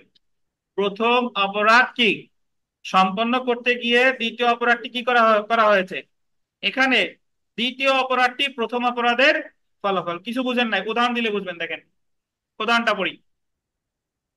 করিম খবিরকে প্ররোচনা দেয় সে গয়ের বাসা থেকে জোর করে কিছু বস্তু নিয়ে আসে। মানে গণেশ ধরেন, করিম খবিরকে বলতেছে যে তুমি গণেশের বাসা থেকে ওই কিছু জিনিসপত্র আছে এগুলা নিয়ে আসবা। ও বাধা দিতে গেলেও জোর করে কি নিয়ে আসবা। তা প্ররোচনা দিছে জিনিসপত্র আনার জন্য, কবির তা আনতে গেলে গণেশ বাধা দেয়, তার বাসা বাধা দেওয়াই তো স্বাভাবিক, বাধা দেয়। তখন কবির গণেশকে মারাত্মক ভাবে জখম করে এবং ওই বস্তুটি নিয়ে আসে। মারাত্মক ভাবে জখম না করলে ওই বস্তুটা কি আনা যেত না, কিন্তু সে কি তার মারাত্মক ভাবে জখম করতে বলছে, বলে নাই। এখানে উক্ত বস্তু আনার সাথে গণেশকে মারাত্মক ভাবে জখম করা কি সম্পর্কিত তাই করিম প্ররোচনাকারী হিসেবে উভয় অপরাধের জন্যই কি হবে, তাই। হ্যাঁ, এটা সে দুটারই তাই হবে। তাহলে আমার 110-এর সাথে 12-র পার্থক্য কি? 10-এ আমি বলছিলাম যে কাজটা করতে, সে সেটা আসছে গুরুতর একটা করছে, তাহলে এই গুরুতরতার জন্য আমি অপরাধীর প্ররোচনাকারী হিসেবে সাজা পাবো। আর 12-তে এসে বললো কি, আমি যেটা করতে বলছি সেটার সাথে সে আরেকটা করছে। এখন আরেকটা কেন করলো? যে আমি যেটা করতে বলছি সেটা করতে হলে আরেকটা না করলে ওইটা করা যাচ্ছে না। আমি বলছিলাম জোরপূর্বক তার বাসা থেকে জিনিসপত্র নিয়ে আসতে। এখন জোরপূর্বক যদি বাসাতে নিয়ে এসে সে বাধা দিছে, এখন বাধা দিলে তার গুরুতর জখম না করলে ওই জিনিসপত্র আনা যাচ্ছে না, তখন সে গুরুতর জখমও করছে। তাহলে আমি প্ররোচনা দিছিলাম জিনিসপত্র আনার, এটার জন্য আমি দায়ী হব। প্লাস ওই যে যে গুরুতর জখম করলো এটার জন্য আমি দায়ী হব। এটা কত? 112। এই অনুপ, বুঝতেন কিনা? কি বুঝতেন বলেন তো? তো ভারতে ভারতে ছিল যে আমি যে কাজটা করবো, আমি প্ররোচনা হিসেবে ফোন দিলাম, কিন্তু যাকে দেয়া হচ্ছে সে যদি সেই কাজটা অনুষ্ঠিত করতে চায়, তাহলে সেই কাজটা তো করার জন্য অন্য কাজ করা আমার পর থেকে একটু বেশি দরকার। তাহলে দুটো একসাথে করলে প্ররোচনা হিসেবে আমি সেই একই অপরাধে। ওই দুইটার জন্যই দায়ী হবো। মানে আমি যেটার জন্য প্ররোচনা দিছিলাম সে সেটা করতে গেছে, কিন্তু সেইটা যদি করতে যায় তাহলে আরো একটা অপরাধ করা লাগে। সে আরো একটা অপরাধ করে আমি যেটা প্ররোচনা দিছিলাম সেটাও করছে, তাহলে আমি এই দুইটা অপরাধের প্ররোচনার জন্যই কি হবো, দায়ী হবো। এটাই কত? 112। আর 110-এ বললো যে যে কাজ করতে বলছে সে যদি ভিন্ন কাজ করে, বলছিলাম হালকা থাপ্পড় দিতে, তাই মাথা ফাটায় ফেলাইছে, তাহলে আমি মাথা ফাটানোর জন্যই কি দায়ী। 10-12 বুঝতেন? 110 আর 112। তাহলে আমরা প্রথমে করলাম 109, 109-এর সাথে মনে রাখবো কত? 114। আর 110-এর সাথে কত? 112। এখন আমরা করবো 111। এবং এখন বুঝতেছেন, পরে যখন সব পড়ানো হয়ে যাবে তখন মনে পড়বে যে 10, 11, 12, 13 কি বললাম। আচ্ছা, যাই হোক, আপাতত উদাহরণ দিয়ে মনে রাখেন যে 10, 12 তো মনে রাখছেন। 11টা দেখি। দেখেন, 11তে বলছে যে অপসহায়তাকৃত কার্য হতে ভিন্ন কার্য সম্পাদন করার ক্ষেত্রে অপসহায়তাকারীর দায়। মানে আমি যে অপরাধের জন্য প্ররোচনা দিয়েছি, বাট সে করছে আর একটা, সে করছে কি আর একটা, তাই এখন আমি কি সেটার জন্য দায়ী হব কিনা? এখন আপনার কাছে মনে হইতে পারে এটা তো 110, 112-র মতোই, কিন্তু আসলে 110, 12-র মতো না, পার্থক্য আছে। একটু পড়ি দেখেন। যে কাজের জন্য সহায়তা বা প্ররোচনা দেওয়া হয়েছে সেই কাজ আন্ডারলাইন করবেন, অনুষ্ঠিত না হয়ে, মানে আপনি যেটার কথা বলছেন সেটা অনুষ্ঠিত না হয়ে অন্য কোনো কাজ অনুষ্ঠিত হলে সেক্ষেত্রে উক্ত কাজের সহায়তাকারী আহ অনুষ্ঠিত কাজের জন্য শাস্তি পাবে। যদিও যে কাজটা হয়েছে সেটার জন্য আমি প্ররোচনা দেই নাই, আমি প্ররোচনা দিছিলাম যেটার কথা, সে করছে কি আর একটা, সে যে কাজের জন্য সহায়তা করেছিল সে কাজের জন্য নয়। তবে শর্ত হলো, দেখেন, অনুষ্ঠিত কাজটি প্ররোচনা বা সহায়তার, আন্ডারলাইন করেন, সম্ভাব্য ফল ছিল, এটা আন্ডারলাইন করেন। মানে আমি একটা কাজের জন্য প্ররোচনা দিছিলাম, বাট সে করছে আর একটা, এখন আমি ওই আর একটার জন্যই প্ররোচনাকারী হিসেবে দায়ী হব, কিন্তু এক্ষেত্রে দেখাইতে হবে যে ওই আর একটা কাজ ছিল আমার প্ররোচনার সম্ভাব্য ফল। এবং সহায়তাকারীর প্ররোচনা অনুসরণ করতে গিয়ে, এবং আমি যে প্ররোচনাটা দিছিলাম সেটা অনুসরণ করতে গিয়ে সে সম্ভাব্য কাজটি অনুষ্ঠিত হয়েছে। একটু বুঝেন, শুনেন। আবার বলি, 111-তে বলতেছে আমি যে কাজের প্ররোচনা দিছিলাম সেটা না করে গড় করছে কি আর একটা, এখন আমি ওই আর একটার জন্যই দায়ী হব। কিন্তু কথা হচ্ছে যে আমি যে কাজটার জন্য প্ররোচনা দিছিলাম সেটার সম্ভাব্য ফল হচ্ছে ওই আর একটা কাজ। আচ্ছা, একটু একটু ইয়া করে দেখেন। তাহলে আমরা 111-তে যা পড়লাম, যে কাজের জন্য প্ররোচনা দেওয়া হয়েছে সেটা সংগঠিত হয়নি, আর একটা সংগঠিত হয়েছে, তো যে প্ররোচনা দিয়েছে সে ওই আর একটা কাজের জন্যই প্ররোচনাকারী হিসেবে সাজা পাবে। তবে ওই আর একটা কাজ হতে হবে আমার প্ররোচনার সম্ভাব্য ফলাফল। কেমনে দেখেন, আমি 8 বছরের এক বালককে বলছি যে চা চা তৈরি করে বললাম যে আপনি অনুপ্রে খাও, তুমি যে বাবু অনুপ্রে চাটা খাও। তো সে অনুপরে খাওয়াইতে গিয়ে ভুল কমে অনুপের পাশে ছিল রুবেল, রুবেল রে খাওয়াই দিছে। আমি জানতাম যে ওই বিষ যুক্ত চা অনুপ যদি পান করে তাহলে অনুপের মৃত্যু ঘটবে, আর মৃত্যু না ঘটলেও গুরুতর আহত সে হবে। এখন আমি খাওয়াইতে বলছিলাম অনুপরে, সে খাওয়াই দিছে কারে? রুবেল রে। আমি কিন্তু রুবেল রে খাওয়াইতে বলি নাই। এখন আমি কি রুবেল রে যে খাওয়াইলো, রুবেল যদি মারা যায় বা গুরুতর আহত হয়, এর জন্য ওই শিশু তো দায়ী হচ্ছে না, কারণ তার বয়স কত? 8। আমি হব কিনা বলেন তো? অবশ্যই। আমি হব, কারণ এটা আমার, আমি যে প্ররোচনা দিছিলাম সেটা সম্ভাব্য ফলাফল, বুঝেন কিনা? কারণ এক জায়গায় দুইজন বসা, একজনকে খাওয়াই থেকে আর একজন খাওয়াইলে এটা আমার কাজের কি? সম্ভাব্য ফলাফল। এই জন্য আমি ওই রুবেলরা যে বিষ খাওয়াইলো এটার জন্য আমি প্ররোচনাকারী হিসেবে দায়ী হবো। কিন্তু এটা যদি মনে করেন যে আমি একজনকে বলছি, ধরেন দীপজল রে বলছি যে দীপজল তুমি মিশা সওদাগরের ঘরে আগুন ধরায় দাও, তো সে যাই আগুন ধরাইছে, আগুন ধরানোর পরে মিশা সওদাগরের ঘরে দামি জিনিসপত্র সোনা গহনা ছিল, সোনা গহনাও চুরি করছে, তাহলে আমি কি ওই চুরির জন্য দায়ী হব কিনা বলেন? ঘর পোড়ানোর সাথে চুরি, ঘর পোড়ানোর সম্ভাব্য ফলাফল কি চুরি? না, তাহলে ঘর পোড়ানোর সম্ভাব্য ফলাফল কিন্তু চুরি না, তাই এজন্য আমি কিন্তু ওই ঘর পোড়ানোর প্ররোচনার জন্যই কি হব? দায়ী হব। কিন্তু ওই যে সে চুরি করলো, এই চুরির জন্য কিন্তু আমি দায়ী হব না, কারণ ওই কাজটা আমার প্ররোচনার সম্ভাব্য ফল না। তাহলে আমি একটু বুঝাই শুনেন। 110 কি পড়লাম? 110 পড়লাম, যে কাজ করতে প্ররোচনা দিছি সে ভিন্ন আর একটা যদি করে, ওই একই টাইপের ভিন্ন, বলছিলাম থাপ্পড় দিতে দিয়ে দিছে গুরুতর আঘাত, আমি গুরুতর আঘাতের জন্য দায়ী হবো। 110, 110-এর সাথে 112 মনে রাখবো। যে কাজের জন্য প্ররোচনা দিছিলাম সেই কাজ করতে যে, সেই কাজ করতে, বাট সেই কাজ করার জন্য আরেকটা কাজ করা দরকার, আরেকটা কাজ যদি করে আমি এই দুইটার প্ররোচনাকারী হিসেবেই দায়ী হবো। ওই যে জিনিস আনতে বলছিলাম, বাট জিনিস আনতে গেলে বাধা দিছে, বাধা দিলে তার মাথা ফাটানো দরকার, নাহলে জিনিস দেয় না, তাহলে আমি মাথা ফাটানো জিনিস আনা দুইটার জন্য দায়ী হবো। এটা কত? 112। 111তে বললো যে যে কাজের জন্য প্ররোচনা দিছে যদি ভিন্ন কোনো কাজ সংগঠিত হয় তাহলে ভিন্ন কাজের জন্য দায়ী করা যাবে, তবে ওই ভিন্ন কাজটা হতে হবে সম্ভাব্য ফলাফল। এক শিশুরে বলছিলাম তুমি অমুকরে বিষ খাও, খাওয়াইতে যে পাশের জন রে খাওয়াই দিছে, তাহলে এটা আমার কাজের সম্ভাব্য ফলাফল, আমি এটার জন্য দায়ী হব। কিন্তু যারে যদি বলি যে তুমি ঘরে আগুন দাও, ঘরে আগুন দিতে দিতে সে চুরিও করছে, তাহলে চুরি কিন্তু ঘর পোড়ানোর সম্ভাব্য ফলাফল কিন্তু চুরি না, তো আমি কিন্তু চুরির জন্য কি হব না? দায়ী হব না। এবার 111টা পড়লে বুঝবেন, দেখেন।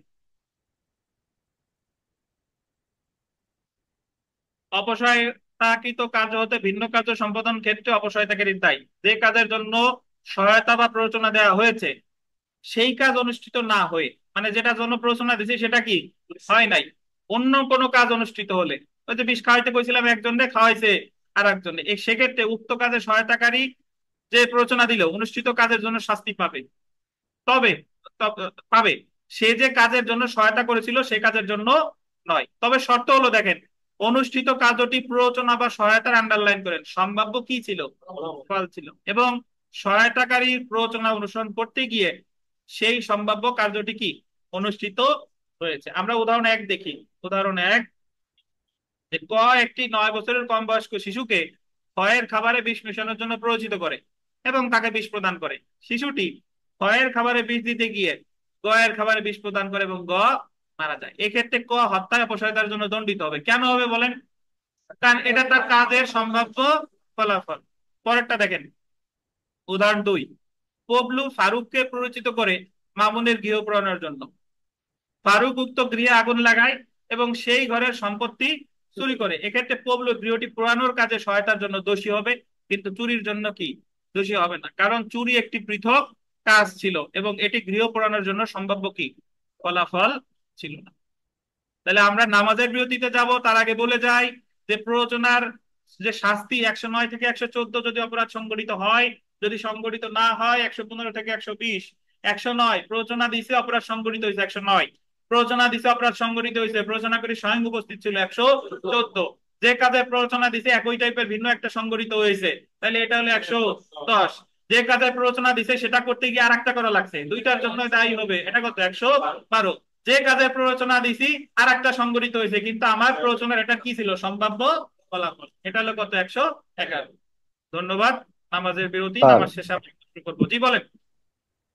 স্যার তাহলে ওই পবলু যে গড়টা পুরাইলো স্যার, এই ক্ষেত্রে পবলু স্যার 112 দ্বারাই স্যার দোষী হবে না স্যার? স্যার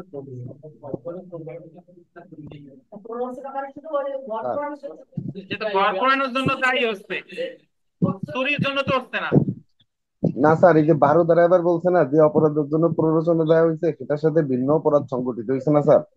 বলছি গল্পটাই তো চুরিও করছে, সেই ক্ষেত্রে স্যার আমার কি স্যার এই 112 দ্বারা দায় থাকে না স্যার? ভারতে যে কথা বললো যে সেটা করতে গেলে আরেকটা করা লাগে, নাইলে ওটা করা যায় না। আর ঘর পোড়াইতে গেলে কি চুরি করা লাগবে? ও আচ্ছা আচ্ছা আচ্ছা স্যার, ঠিক আছে স্যার, ধন্যবাদ স্যার, বুঝছি। জি।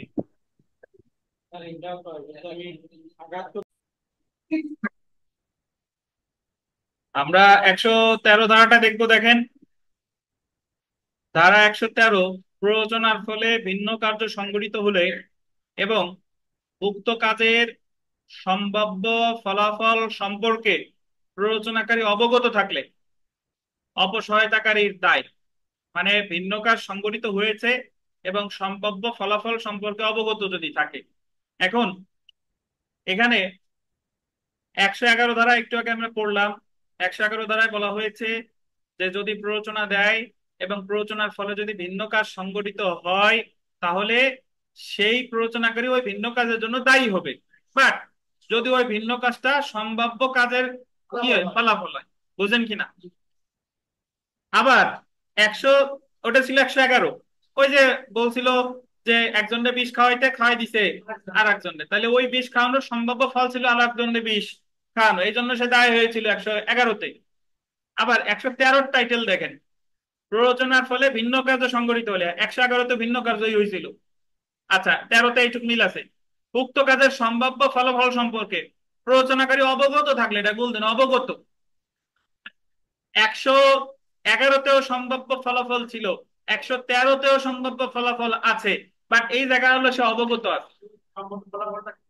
যখন প্ররোচনা দিছিল তখন এই সম্ভাব্য ফলাফল সম্পর্কে অবগত ছিল, কিন্তু 111-তে কিন্তু সে অবগত ছিল না। মানে 111-তে যে সে বিষ খাওয়াইতে বলছে একজন, সে অবগত ছিল না যে আরেকজনকে খাওয়াবে। কিন্তু এই জায়গায় 113-তে বলতেছে যে কাজের প্ররোচনা দেওয়া হয়েছে, সেই কাজ যখন প্ররোচনা দিচ্ছে ওই মুহূর্তে যদি সম্ভাব্য, সে জানে যে আমি যে কাজের প্ররোচনা দিছি আর একটাও ঘটতে পারে, সম্ভাব্য ফলাফল সম্পর্কে অবগত। কেমনে? বলছে যে তুমি তারে গিয়ে গুরুতর আঘাত করো, যাতে মৃত্যুর ঘর থেকে সে ফেরত আসে, মরে না যেন, কিন্তু তারে গুরুতর জখম করো। বুঝেন কিনা? এখন আমি জানি যে আমি যখন প্ররোচনা দিচ্ছি যে কাউরে যদি আমি গুরুতর জখম করতে বলি, ওই লোকের মারা যাওয়ারও কি সম্ভাবনা আছে, এবং ঠিকই গুরুতর জখম করতে গেল সে মারা গেল। তাহলে এই জায়গা প্ররোচনা দেওয়া হয়েছিল গুরুতর জখমের জন্য, কিন্তু সংগঠিত হয়েছে কি? খুন। এবং যখন আমি জানতাম যে গুরুতর জখম করলে এর সম্ভাব্য ফলাফল হচ্ছে কি? মৃত্যু। তাহলে আমি ওই মৃত্যুর জন্যই দায়ী হব। এটাই কত? 113। তাহলে আপনার কাছে পড়তে গেলে যে জিনিসটা এলোমেলো হয়ে যাবে সেটা হলো যে 111-তেও সম্ভাব্য ফলাফল আছে, 113-তেও সম্ভাব্য ফলাফল আছে, বাট 111-র যে সম্ভাব্য ফলাফল যখন প্ররোচনা দিছিল তখন কিন্তু অবগত ছিল না। আর 113-র যে ফলাফল, সম্ভাব্য ফলাফল, এটা কি আছে? অবগত আছে। একটু পড়ি দেখেন। যে কার্য করার জন্য প্ররোচনা করা হয়েছে উক্ত কার্যের ফলাফল অপসহায়তাকারী অভিপ্রায় হতে ভিন্ন হলেও উক্ত ফলাফল বিষয়ে অপসহায়তাকারী শাস্তি পেতে পারে যদি, আন্ডারলাইন করবেন, এমন সম্ভাব্য ফলাফল সম্পর্কে অপসহায়তাকারী অবগত থেকে থাকে। মানে যখন সে প্ররোচনাটা দিয়েছিল ওই মুহূর্তে সে সম্ভাব্য ফলাফল সম্পর্কে কি ছিল? অবগত ছিল। তাহলে আমরা উদাহরণে যদি চলে আসি, যে গণেশকে গুরুতর জখম করার জন্য করিম খবিরকে প্ররোচিত করে। কবির উক্ত প্রয়োজনার ফলে গণেশকে গুরুতর জখম করে, যার ফলে গণেশ মারা যায়। এক্ষেত্রে করিম খুনের সহায়তার জন্য দণ্ডিত হবে। করিম জানতো যে প্ররোচিত গুরুতর জখমের কার্যটির ফলে মৃত্যু ঘটতে পারে, তাই এখানে করিম খুনের সহায়তার জন্য দণ্ডিত হবে এবং খুনের জন্য নির্ধারিত সাজা হবে। তাহলে এই ক্ষেত্রে আসবে কত? 113। তাহলে 111-তেও প্ররোচনার ফলে ভিন্ন কার্য সংঘটিত হয়েছে, 113-তেও ভিন্ন কার্য সংঘটিত হয়েছে। 111-তে যদি প্ররোচনার সম্ভাব্য ফলাফল 113তেও প্ররোচনা সম্ভাব্য ফলাফল ওই ভিন্ন কার্যটা, বাট পার্থক্য হলো 113তে সে কি ছিল, যখন প্ররোচনা দিছিল ওই সময় সে অবগত, বুঝেন কিনা? তাহলে আমরা 110 থেকে 109 থেকে 114 এটা যদি আমরা একটু মিলাই, দেখেন আমরা একটু মিলাই যে প্ররোচনা দিছিল অপরাধ সংগঠিত হয়েছে 109, প্ররোচনা দিছিল অপরাধ সংগঠিত হয়েছে প্ররোচনাকারী স্বয়ং উপস্থিত ছিল 100 কত 14। ঠিক আছে, তাহলে 109 আর 114 আমি মনে রাখবো কি একসাথে, 10 আর 12 মনে রাখবো একসাথে। 10-এ বলছে যে প্ররোচনা দিছিল, যে কাজের প্ররোচনা দিছে ওটার সে গুরুতর প্রকৃতির একটা ঘটছে, বলছিলাম থাপ্পড় দিতে হয়ে গেছে গুরুতর জখম, থাপ্পড় দিছে ধরেন কানের পর্দা ফাটে গেছে, তাহলে এটা কি হয়ে গেছে গুরুতর জখম, তাহলে এটা সে ওই ওই গুরুতর জখমের জন্যই প্ররোচনাকারী দায়ী হবে। এটা হলো কত 110, 110, 110-এর সাথে মিল আছে 112, বলছে যে যে কাজের প্ররোচনা দিছে সেই কাজটা তো করছেই, সেই কাজটা করার জন্য আরো একটা অপরাধ করা লাগছে, নাইলে ওইটা না করলে এই কাজটা করা যায় না। বলছিল যে অমুকের ঘর থেকে এই সোনা দানা গহনা নিয়ে আসবি, তো সোনা দানা গহনা আনতে গেলে তার ঘর সে বাধা দিছে, তো তারে গুরুতর জখম বা মারা লাগছে, তাহলে প্ররোচনাকারী ওই সম্পত্তি আনার জন্য দায়ী হবে, আবার কি গুরুতর জখমের জন্য দোষী হবে। এটা কত 112।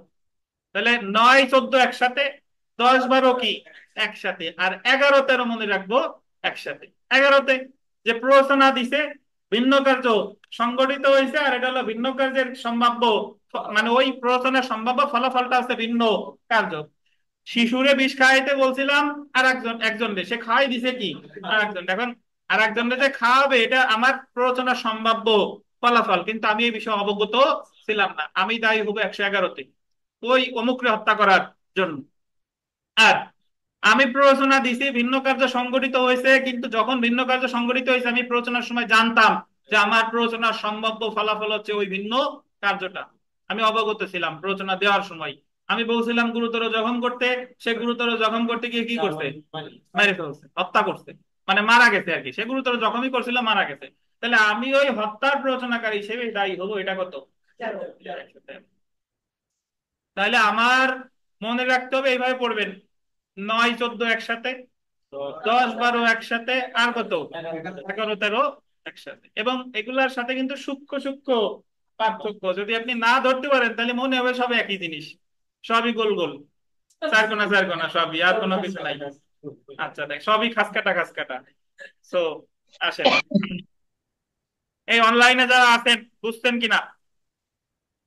জি স্যার। পিয়াল ভাই, জি স্যার স্যার বলাটা বুঝতে একটু পারছি। দূর, আমি স্ট্রং আশা করছিলাম। হ্যাঁ বলেন বলেন।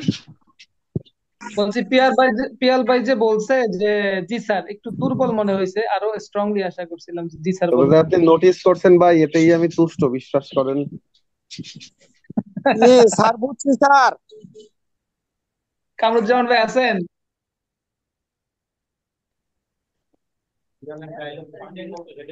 আচ্ছা যাই হোক, তাহলে আমরা প্ররোচনার শাস্তিরে ভাগ করছিলাম দুই ভাগে। প্ররোচনার ফলে যদি অপরাধ সংগঠিত হয় তাহলে হলো 109 থেকে 114, যদি সংগঠিত না হয় তাহলে 115 থেকে কত 120। ধন্যবাদ, আমরা 115 করবো। যারা আসলো না ক্লাসে বুঝলো না, এরা একা একা পড়ে আমি হলপ করে বলতে পারি এই 10 থেকে 14 পর্যন্ত, 10, 11, 12, 13 এই 4টে সেকশন বোঝা খুবই জটিল।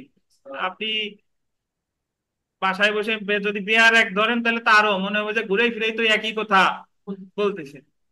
তো আমরা চলে এসে দেখেন 115 ধারা, মৃত্যুদণ্ড এবং যাবজ্জীবন কারাদণ্ডযোগ্য অপরাধে সহায়তা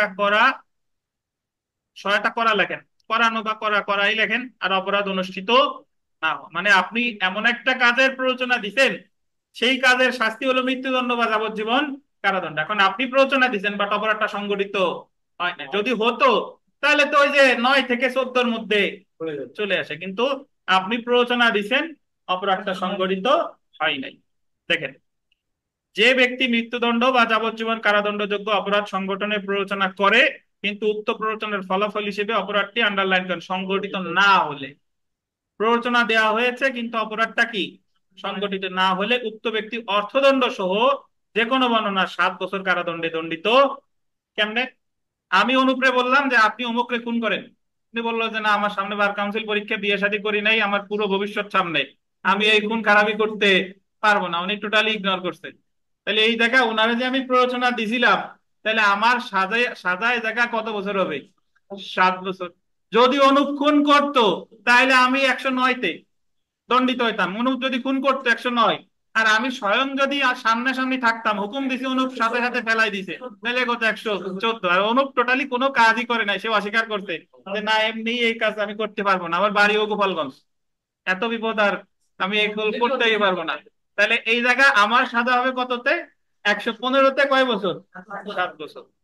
আচ্ছা, যদি উক্ত অপসহায়তার ফলে কোনো ব্যক্তিকে আঘাত করা হয়, আমি যা করতে বলছিলাম, মারতে বলছিলাম, টোটালি মারতে পারে নাই, আঘাত করছে, হালকা পাতলা একটু করছে, তাহলে উক্ত প্ররোচনাকারী মানে যে প্ররোচনা দিল অর্থদণ্ড সহ যে কোনো বর্ণনা 14 বছর পর্যন্ত কারাদণ্ডে দণ্ডিত। তাহলে আপনি যদি যাবজ্জীবন কারাদণ্ড বা মৃত্যুদণ্ডযোগ্য কোনো অপরাধের প্ররোচনা দেন, সেই অপরাধ যদি সংঘটিত না হয় আপনার সাজা হবে কত? 7 বছর। আর যদি কোনো প্রকার আঘাত দেওয়া হয় তাহলে সাজা হবে কত? বুঝেন কিনা? তবে 115 মনে রাখতে হবে কোন অপরাধের প্ররোচনা? মৃত্যুদণ্ড বা যাবজ্জীবন কারাদণ্ড। এবং এটা কি সংঘটিত হয়েছে? সংঘটিত হয় নাই। অনলাইনে বুঝতেন কিনা 115 ধারা? জি স্যার। আমরা ধারা হ্যাঁ একশো স্যার, স্যার। ষোলোতে চলে আসি। দেখেন এই আব্বাস সাহেব, আপনি তো ভোলা থেকে, তো জি স্যার। আপনাদের জি ওখানে স্যার। পানি টানি কি, বন্যার কি অবস্থা না আপনাদের স্যার, ওই জায়গায়? না। আমাদের এখানে হচ্ছে স্যার পানি নাই স্যার।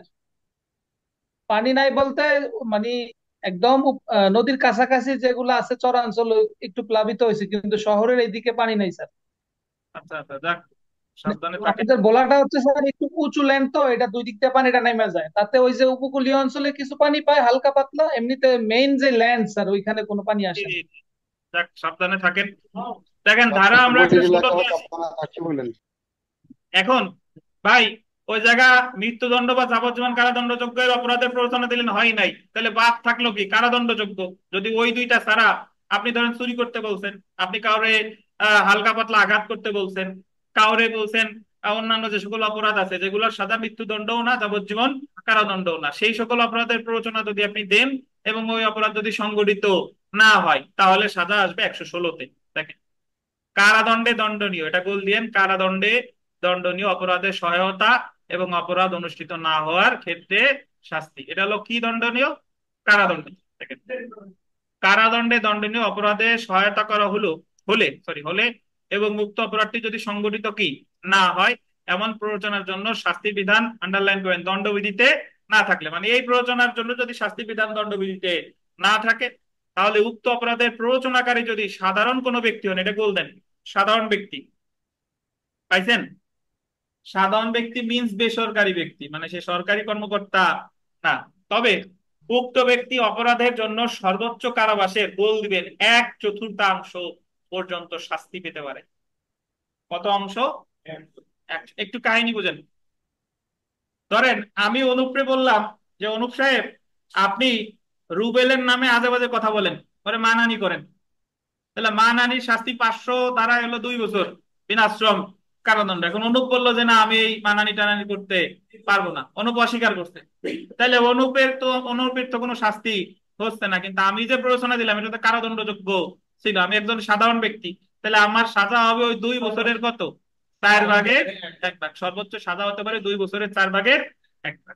এবং দেখেন, অপরাধের প্ররোচনাকারী যদি গোল দিবেন সরকারি কর্মকর্তা, সদল সাহেব আমাদের পোস্ট অফিসে চাকরি করেন, উনি ধরেন এখন সরকারি কর্মকর্তা, উনি যদি প্ররোচনা দিয়ে থাকেন এবং অনুপ করে নাই, তাহলে সেক্ষেত্রে সর্বোচ্চ কারাবাসের কত? অর্ধেক পর্যন্ত শাস্তি পেতে পারে। তার মানে সরকারি কর্মকর্তার ক্ষেত্রে সাজার পরিমাণ এই জায়গা ওই তার সদলের সাজা হতে পারে 2 বছরের অর্ধেক, কত? 1 বছর।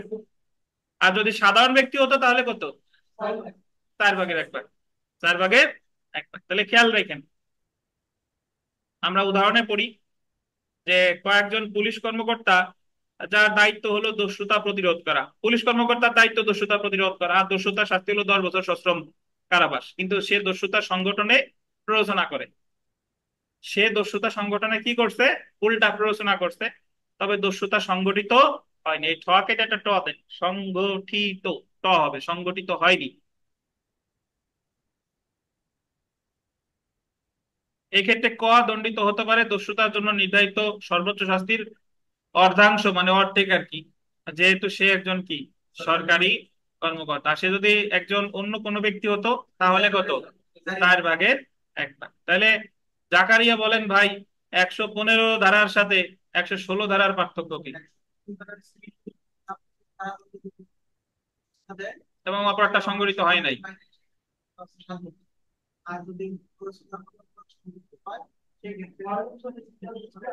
আঘাত, হালকা আঘাত, আঘাত করে সেক্ষেত্রে 14 বছর। জি,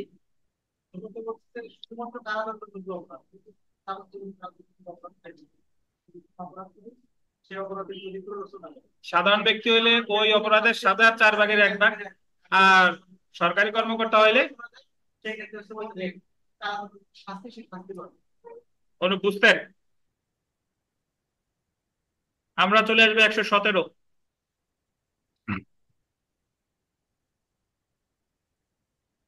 জনসাধারণ 10-এর অধিক ব্যক্তি কর্তৃক অপরাধ অনুষ্ঠানে সহায়তা করুন। আপনি 10-এর অধিক ব্যক্তিরে সহায়তা করতেছেন, প্ররোচনা দিচ্ছেন, তাহলে আপনি যদি 10-এর অধিক ব্যক্তিরে কোনো অপরাধ অনুষ্ঠানে যদি প্ররোচনা দেন, তাহলে আপনি দণ্ডিত হবেন কত ধারায়, 117 ধারায়। কেমনে দেখেন, যে ব্যক্তি জনসাধারণ বা 10-এর অধিক ব্যক্তি কর্তৃক অপরাধ অনুষ্ঠানে সহায়তা করে, সে ব্যক্তি যে কোনো বর্ণনার কারাদণ্ড যার মেয়াদ কত 3 বছর পর্যন্ত হতে পারে, বা অর্থদণ্ড বা উভয় দণ্ডে দণ্ডিত হতে পারে। কেমনে, একটা উদাহরণ পড়ি দেখেন। একটি সম্প্রদায়ের শোভাযাত্রা যাবার সময় উহার ব্যক্তিদের উপর আক্রমণ করার উদ্দেশ্যে ক 10 জনের অধিক সংখ্যক সদস্য বিশিষ্ট অন্য একটি বিরোধী সম্প্রদায়ের ব্যক্তিদের একটি বিশেষ সময় ও স্থানে মিলিত হওয়ার প্ররোচনা দিয়ে একটি বিজ্ঞপ্তি লটকিয়ে। কেমনে দেখেন, ধরেন ওরাকান্দি যাচ্ছে লোকজন, তো ওরাকান্দি যাওয়ার সময় এখন কোন ব্যক্তি যদি মনে করে যে সে হিন্দুরা যাচ্ছে কেন ওই রাস্তা দিয়ে, তো সে উস্কানিমূলক বক্তব্য লিখে অন্যদের কয়েকজনকে উস্কানি দেওয়ার জন্য যে অমুকরা অমুক সময় যাবে, তোমরা ওই জায়গায় গিয়ে তাদের বাধা দিবা যাতে ওই জায়গায় সে না যাইতে পারে। তাহলে এই যে যে উস্কানি একজন দিল, তার দণ্ডিত, সে দণ্ডিত হবে কত ধারায়, 117 ধারায়। কারণ সে 10 বা ততোধিক ব্যক্তিরে কি দিছে, উস্কানি দিছে। ক এই ধারায় বর্ণিত অপরাধ সংগঠন। বুঝেন কিনা? তাহলে 10, এখন এই জায়গায় কিন্তু অপরাধটা এখনো হয় নাই, আপনি জাস্ট কি দিছেন, উস্কানি দিছেন, মানে প্ররোচনা দিছেন, সেক্ষেত্রেই সাজা হতে পারে 3 বছর বা ততোধিক। বুঝতে পারছেন? আচ্ছা, আমরা 118-তে চলে আসি। 115, 16, 17 মোটামুটি বুঝতে পারছেন। 15-তে হলো মৃত্যুদণ্ড বা যাবজ্জীবন কারাদণ্ডযোগ্য অপরাধে প্ররোচনা দিছেন, ঘটে নাই, 7 বছর, আর হালকা আঘাত দিলে 14 বছর। 16-তে হলো কারাদণ্ডযোগ্য অপরাধের প্ররোচনা দিচ্ছেন, ঘটে নাই, সরকারি ব্যক্তি হইলে অর্ধেক, আর বেসরকারি কেউ হইলে 4/1। আর 117 হলো 10 বা 10-এর অধিক ব্যক্তিরে অপরাধ অনুষ্ঠানে যদি প্ররোচনা দেন, সাজা কত, 3 বছর, অর্থদণ্ড বা। ধন্যবাদ। 118 দেখেন।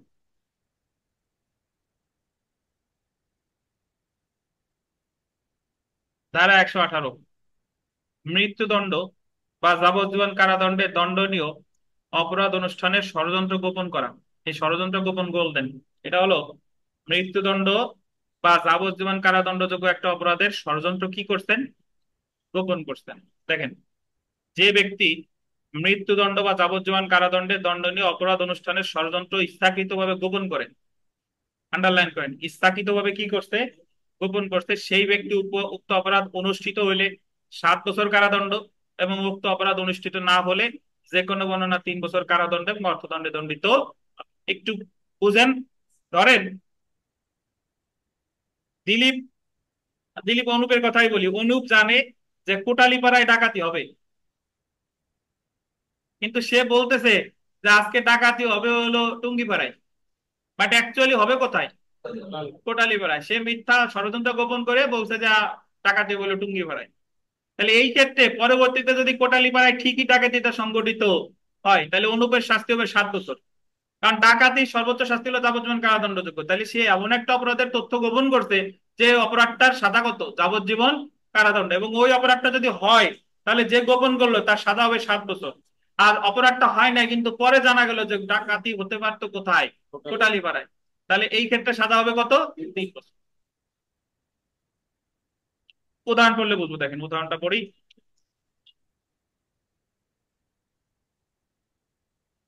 দিলীপ কোটালীপাড়ায় ডাকাতি অনুষ্ঠানের সম্ভাবনা রয়েছে জেনে ম্যাজিস্ট্রেটকে এই মর্মে মিথ্যা সংবাদ দেন যে টুঙ্গিপাড়ায় ডাকাতি অনুষ্ঠিত হতে পারে। সে জানে যে অনুষ্ঠিত হবে কোথায়, কোটালীপাড়ায়, বাট ম্যাজিস্ট্রেট বলছে কি টুঙ্গিপাড়ায়। কিন্তু কোটালীপাড়ায় ডাকাতি অনুষ্ঠিত হয়, এক্ষেত্রে দিলীপ অত্র ধারার অধীনে দণ্ডিত হবে। দিলীপের সাজা 7 হবে না 3 হবে বলেন, কয় বছর হবে?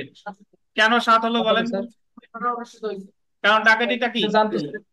অনুষ্ঠিত হয়েছে। তাহলে আমরা 118তে জানলাম যে কোন অপরাধের ষড়যন্ত্র গোপন করলে শাস্তি 7 বছর বা 3 বছর। কোন অপরাধ? মৃত্যুদণ্ডযোগ্য বা কি মৃত্যুদণ্ড বা যাবজ্জীবন কারাদণ্ডযোগ্য। যাবজ্জীবন। যে অপরাধের তথ্য আপনি গোপন করছেন এটা যদি সংগঠিত হয় তাহলে আপনার সাজা হবে 7 বছর, আর যদি সংগঠিত না হয় সাজা হবে কত, 3 বছর। তাহলে মৃত্যুদণ্ড যাবজ্জীবন কারাদণ্ড তো গোপন করে শাস্তি পাইলাম। যদি কারাদণ্ডযোগ্য অপরাধের তথ্য যদি গোপন করি, তাহলে সিরিয়াল অনুযায়ী আসার কথা ছিল 119, কিন্তু 119 না, আগে আমরা পড়ে আসি 120। 120টা পড়ি, 119 পরে পড়বো। 120, তাহলে 118-র সাথে আমি মনে রাখবো কত, 120। এই যে দেখেন, কারাদণ্ডে দণ্ডনীয় অপরাধ অনুষ্ঠানের ষড়যন্ত্র গোপন। যে ব্যক্তি কারাদণ্ডে দণ্ডনীয় কোনো অপরাধ অনুষ্ঠানের সম্ভাবনা আছে জেনেও উক্ত অপরাধ অনুষ্ঠানের ষড়যন্ত্র গোপন করে, উক্ত ব্যক্তি, আন্ডারলাইন করেন, অপরাধ অনুষ্ঠিত হওয়ার ক্ষেত্রে যদি ওই অপরাধটা অনুষ্ঠিত হয় তাহলে যে কোনো বর্ণনার কারাদণ্ডে যা নির্ধারিত সর্বোচ্চ কারাদণ্ডের কত, 1/4 মানে 4/1। ধরেন আপনি জানেন যে আজকে অমুক জায়গায় টুঙ্গিপাড়ায় চুরি হবে, চুরির শাস্তি 3 বছর।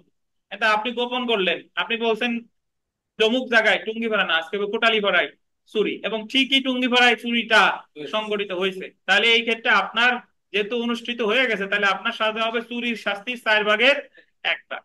আর দেখেন, অপরাধ যদি অনুষ্ঠিত না হয় তাহলে যে কোনো মনে কারাদণ্ড যা নির্ধারিত সর্বোচ্চ কারাদণ্ডের কত, 1/8 বা 8/1 পর্যন্ত কারাদণ্ডে দণ্ডিত হবে। তাহলে ভাই আপনি একটা জিনিস দেখেন, যদি আপনি মৃত্যুদণ্ড বা যাবজ্জীবন কারাদণ্ডযোগ্য অপরাধের তথ্য গোপন করেন তাহলে 118, অপরাধ সংগঠিত হইলে 7, না হইলে কত, 3। আর কারাদণ্ডযোগ্য অপরাধের তথ্য যদি আপনি গোপন করেন তাহলে কত, 120। যদি অপরাধ সংগঠিত হয় তাহলে 4/1। আর যদি অপরাধ সংগঠিত না হয় তাহলে কত, 8/1। বুঝতেন? আর ষড়যন্ত্র ছাড়া যদি কোনো কাউরে প্ররোচনা দিছেন মৃত্যুদণ্ডযোগ্য যাবজ্জীবন কারাদণ্ডযোগ্য অপরাধে, সে করে নাই, তাহলে 115। আর কারাদণ্ডযোগ্য অপরাধের প্ররোচনা দিছেন, সে করে নাই, সে কত, 116। মনে আছে? আচ্ছা, এখন ওই জায়গায় একটা বিধান ছিল যে সরকারি কর্মকর্তা, তাহলে আমরা এই যে 18-20 যা পড়লাম, এই জায়গায় যা সাধারণ ব্যক্তিকে পাইছি, কোনো সরকারি কর্মকর্তার কোনো কিছু পাই নাই। সরকারি কর্মকর্তার জন্য বরাদ্দ করছে 119 দ্বারা। যদি সরকারি কর্মকর্তা গোপন করে তাইলে কি হবে, মৃত্যুদণ্ডযোগ্য গোপন করলে কি হবে, যাবজ্জীবন কারাদণ্ডযোগ্য গোপন করলে কি হবে, আর কারাদণ্ডযোগ্য গোপন করলে কি হবে, দেখেন 119 ধারা। পেঁয়াজের উপর দিয়ে পেঁয়াজ না, পেঁয়াজ মনে হয় কিন্তু পেঁয়াজ ছাড়ানোর সময় আছে। পরীক্ষার আগের রাত্রে পেঁয়াজ ছাড়াতে গেলে তো হবে না। দেখেন, দেখেন, ধারা 119 সরকারি, এটা পেঁয়াজ কেন, আপনি তো যদি অ্যাডভোকেট হন, আমরা তো অ্যাডভোকেটটা জানি খালি 109 জানেন সবাই, আর 114।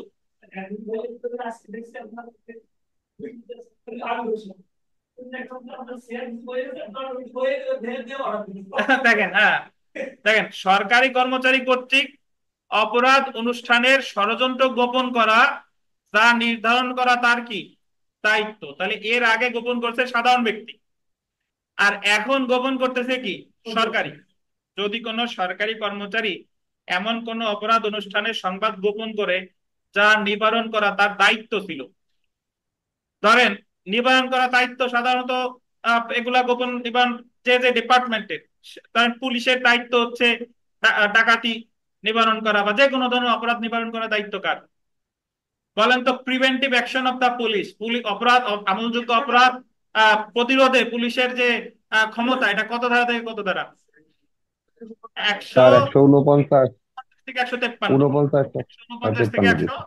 তেপ্পান্ন তাহলে দেখেন, যদি অপরাধ মানে নিবারণ করা যার দায়িত্ব, সে যদি গোপন করে তাহলে কি হবে দেখেন, অপরাধ অনুষ্ঠিত হলে যে কোনো বর্ণনার কারাদণ্ড যা উক্ত ধারায় সর্বোচ্চ কারাদণ্ডের মেয়াদের অর্ধেক পর্যন্ত হতে পারে।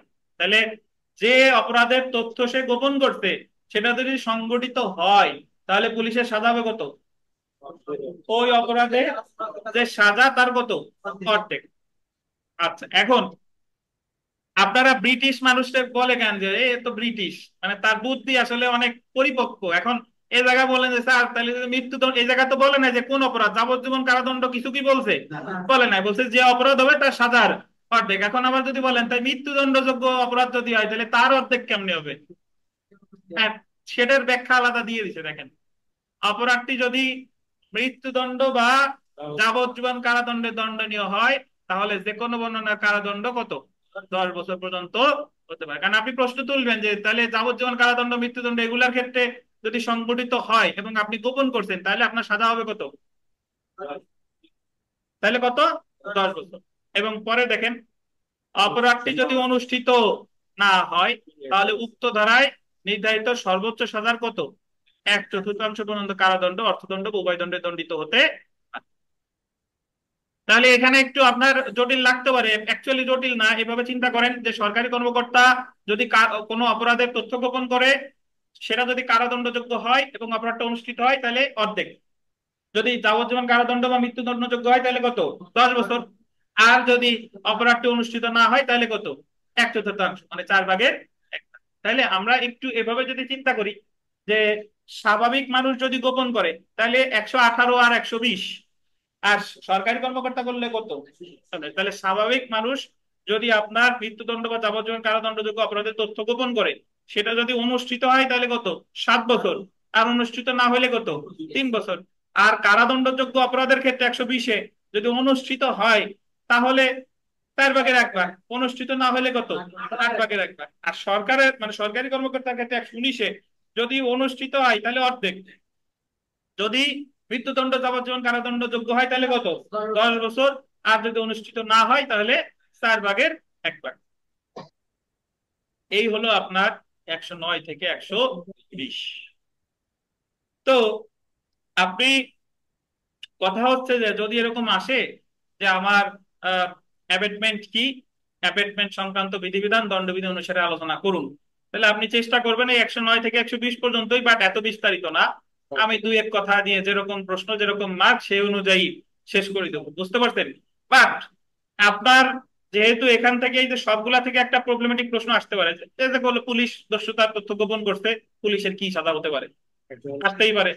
এই মাঝখান থেকে সমস্যামূলক প্রশ্ন আসার কিন্তু খুবই খুবই খুবই সম্ভাবনা, বুঝতে পারছেন? তাহলে আজকে আমরা মোটামুটি যা পড়লাম সেটা যদি আমি আবার শুরু থেকে একটু রিভিউ করি, দেখেন যে আমরা পড়লাম যে অপরাধের প্ররোচনা। অপরাধের প্ররোচনা, এক ব্যক্তি যখন আরেক ব্যক্তির কোনো অপরাধ সংগঠন করতে বলে তখন সে যদি করুক বা না করুক সে প্ররোচনাকারী হিসেবে দোষী হবে। অপরাধের প্ররোচনার সংজ্ঞা দিচ্ছে 107, আর যিনি প্ররোচনা দেয় এটা আছে 108। আর অপরাধ প্ররোচনা হতে পারে তিনটি উপায়ে: প্ররোচিত করে, ষড়যন্ত্রে অংশগ্রহণ করে, কোনো কাজ করে বা করা হতে বিরত থাকে। এটা হলো 107। 108-এ কতগুলো মৌলিক নীতি বলছে যে অপরাধে প্ররোচনা দিলে অপরাধ হোক বা না হোক প্ররোচনাকারী দোষী হবে। যারে প্ররোচনা দিলেন সে যদি অস্বীকার করে তবুও দোষী হবে। যারে প্ররোচনা দিলেন তার কাজ করার যোগ্যতা থাক বা না থাক সে দোষী হবে। আর অপরাধের প্ররোচনা স্বয়ং একটা কি স্বতন্ত্র অপরাধ। 108 ক ওই ভারতের গোয়াতে মনে রাখবেন। 108 কতে বলছে যে বাংলাদেশে বসে বিদেশে যদি কাউরে অপরাধের প্ররোচনা করে তাহলেও সে প্ররোচনাকারী হিসেবে দণ্ডিত হবে। এখন আমরা চলে আসি যে প্ররোচনার শাস্তি। প্ররোচনার শাস্তি আছে 109 থেকে 120। 109 থেকে 109-এর 20টা আমরা শাস্তিকে দুই ভাগে ভাগ করছি। যদি অপরাধ প্ররোচনার ফলে অপরাধ সংঘটিত হয় তাহলে 109 থেকে 114। যদি সংগঠিত না হয় তাহলে 115 থেকে 100 কত 20। আচ্ছা, তো 109 খুব সোজা, প্ররোচনা দিচ্ছেন অপরাধ সংগঠিত হয়েছে, আপনি ওই জায়গায় উপস্থিত নাই, তাহলে 109। যদি প্ররোচনার জন্য আলাদা শাস্তি থেকে সেই সাজা, যদি 100 আলাদা সাজা না থাকে তাহলে মূল অপরাধের যে সাজা সেই সাজা 109। 109 এর সাথে আমি মনে রাখবো 114, প্ররোচনা দিচ্ছেন অপরাধ সংগঠিত হয়েছে, প্ররোচনাকারী স্বয়ং অপরাধ সংগঠনের স্থানে উপস্থিত ছিল, তাহলে যে অপরাধ করতে তারও যে সাজা, প্ররোচনাকারীরও কত সেই সাজা, এটা কত 114। এরপর আমি মনে রাখবো 110 আর 112 একসাথে, 110 আর 112 একসাথে। 110-এ বললো আপনি যে কাজের প্ররোচনা দিচ্ছেন সেটার সাথে সাথে, মানে সেটার চেয়ে একটু গুরুতরটা সংগঠিত হয়েছে, বলছিলেন থাপ্পড় দিতে, সে গুরুতর জখম করছে, তাহলে আপনি গুরুতর জখমের জন্যই প্ররোচনাকারী হিসেবে দণ্ডিত হবেন 110। 112-তে বললো যে যে কাজের জন্য আপনি প্ররোচনা দিচ্ছেন সেটা করতে গেলে আরেকটা করা লাগছে, তাহলে আপনি ওই আরেকটা সহ যেটা করছে সেটার জন্য দায়ী হবেন। বলছিলেন অমুকের ঘর থেকে সম্পত্তি নিয়ে আসো, সে সম্পত্তি আনতে গিয়ে সে বাধা দিছে, তার গুরুতর জখম করছে, তাহলে আপনি ওই সম্পত্তি আনার প্লাস যে বাধা দিল এই দুইটার প্ররোচনাকারী হিসেবে দায়ী হবেন, এটা হলো কত 112।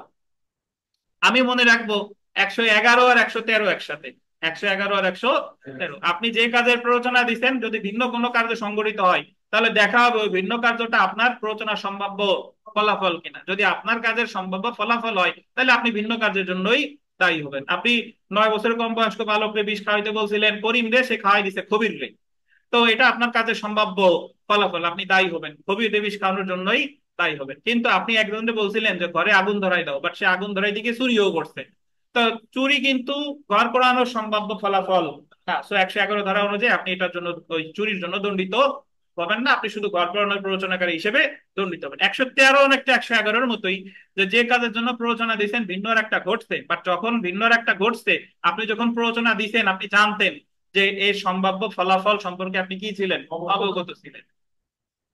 111-তে আপনি সম্ভাব্য ফলাফল সম্পর্কে অবগত ছিলেন না, কিন্তু 113-তে সম্ভাব্য ফলাফল সম্পর্কে অবগত ছিলেন। আপনি বলছেন যে তারে গুরুতর জখম করো, বাট গুরুতর জখম করছেন সে মারা গেছে, তাহলে আপনি খুনের প্রযোজনাকারী হিসেবেই দায়ী হবেন, এটা কত 113। তাহলে 14 পর্যন্ত আমাদের শেষ। 115-তে মৃত্যুদণ্ড বা যাবজ্জীবন কারাদণ্ডযোগ্য অপরাধের প্ররোচনা আপনি দিছেন, বাট সে করে নাই, সাজা হবে 7 বছর প্ররোচনাকারী হিসেবে, আর যদি হালকা আঘাত দেয় 14 বছর। 115। 116-তে বললো যে যাবজ্জীবন কারাদণ্ডযোগ্য অপরাধের প্ররোচনা যদি, সরি, 116 কারাদণ্ডযোগ্য অপরাধের প্ররোচনা যদি দেয়, সাধারণ ব্যক্তি হইলে সাজা, বা কারাদণ্ডযোগ্য অপরাধের প্ররোচনা দিচ্ছেন অপরাধটা হয় নাই, সাধারণ ব্যক্তি হলে 4/1 আর যদি পুলিশ বা অন্যান্য সরকারি কর্মকর্তা হয় তাহলে 2/1, মানে অর্ধেক। 15-16 শেষ। এবার আমরা 17-তে বলছে 10 বা 10-এর অধিক ব্যক্তিকে যদি আপনি প্ররোচনা দেন তাহলে সাজা হবে 3 বছর বা অর্থদণ্ড বা উভয়। 118-তে বলছে যে যদি কোনো ব্যক্তি মৃত্যুদণ্ড বা যাবজ্জীবন কারাদণ্ডযোগ্য সংগঠনের তথ্য গোপন করে, ষড়যন্ত্র গোপন করে, তাহলে অপরাধটা সংগঠিত হইলে সাজা হবে 7 বছর, সংগঠিত না হইলে কত 3 বছর। আচ্ছা, যদি কারাদণ্ডযোগ্য অপরাধের তথ্য গোপন করে 120 দ্বারা সাধারণ ব্যক্তি 120, অপরাধটা যদি সংগঠিত হয় তাহলে সাজা 4/1, সংগঠিত না হইলে কত 8/1। মাঝে বাদ থাকলে একটা ধারা, সেটা হলো 119 ধারা, সরকারি কর্মকর্তা যদি কোনো যে কাজটা প্রতিরোধ করা তার দায়িত্ব ছিল সে যদি ওই তথ্য গোপন করে, অপরাধটা সংগঠিত হইলে সাজা হবে অর্ধেক, মৃত্যুদণ্ড যাবজ্জীবন কারাদণ্ড হইলে সাজা হবে 10 বছর পর্যন্ত, আর অন্যান্য সকল ক্ষেত্রে অপরাধ যদি অনুষ্ঠিত না হয় তাহলে 4/1। এই তো আপনার 119। এই ছিল আমাদের 109 থেকে 120 পর্যন্ত। এই জায়গাতে সমস্যামূলক প্রশ্ন আছে দেখবেন, এখন বড়শি দিয়ে মাছ সব ক্যাটাগেট করে বাইরে যাচ্ছে, দেখেন এই জায়গায় এখন আমরা সমস্যামূলক প্রশ্নে আসি। দেখেন দেখেন এ বি কে সি এর ঘর পুড়িয়ে দেওয়ার প্ররোচনা দেয়, ঘর পুড়িয়ে দেয় এবং মালামাল চুরি করে, কত দ্বারা বলেন? 111। তার পড়লাম না, এগুলো সলভ করবেন একা একা। পরেরটা দেখেন, ক গ কে হত্যা করতে খ কে প্ররোচিত করে, কিন্তু খ রাজি হয় না, রাজি হয় না, হত্যা করতে রাজি হয় না, মানে মৃত্যুদণ্ড যোগ্য কাজ করতে অস্বীকার করতে, তাহলে সাজা কত 115। বুঝতে পারছেন? তারপরেরটা দেখেন, A B A sorry A B এবং সি একত্রে জেড কে বিষ প্রয়োগে হত্যা করার জন্য ষড়যন্ত্রে কি লিপ্ত হয়, ষড়যন্ত্রের জন্য এ বিষ সংগ্রহ করে বি কে প্রয়োজনীয় অর্থ দেয়, বি বিষ সংগ্রহ করে সি কে দেয়, এ এবং বি এর অনুপস্থিতিতে সি জেড কে বিষ খেয়ে মৃত্যু ঘটায়, তাহলে মূল অপরাধ করছে সি, আর বাকি দুইজন হচ্ছে কি প্ররোচনাকারী। তো এই জায়গা মূল যে অপরাধ করছে তার ক্ষেত্রে হলো 302, আর বাকি দুইজনের ক্ষেত্রে 302/109। তারপরেরটা আসেন, এগুলা রিডিং করলেই পেরে যাবেন। গয়ের বাড়িতে আগুন লাগানোর জন্য পাগল প্রকৃতির ব্যক্তি কে বলে? সে কয়ের বাড়িতে আগুন লাগায়, মানে আগুন লাগাইতে বলছে কোথায়? এক জায়গায়, বাট সে আগুন ধরাইছে কোথায়? আর এক জায়গায়। তাহলে এই আগুন লাগানো এটার কি প্রত্যক্ষ ফল, মানে সম্ভাব্য ফলাফল আর কি?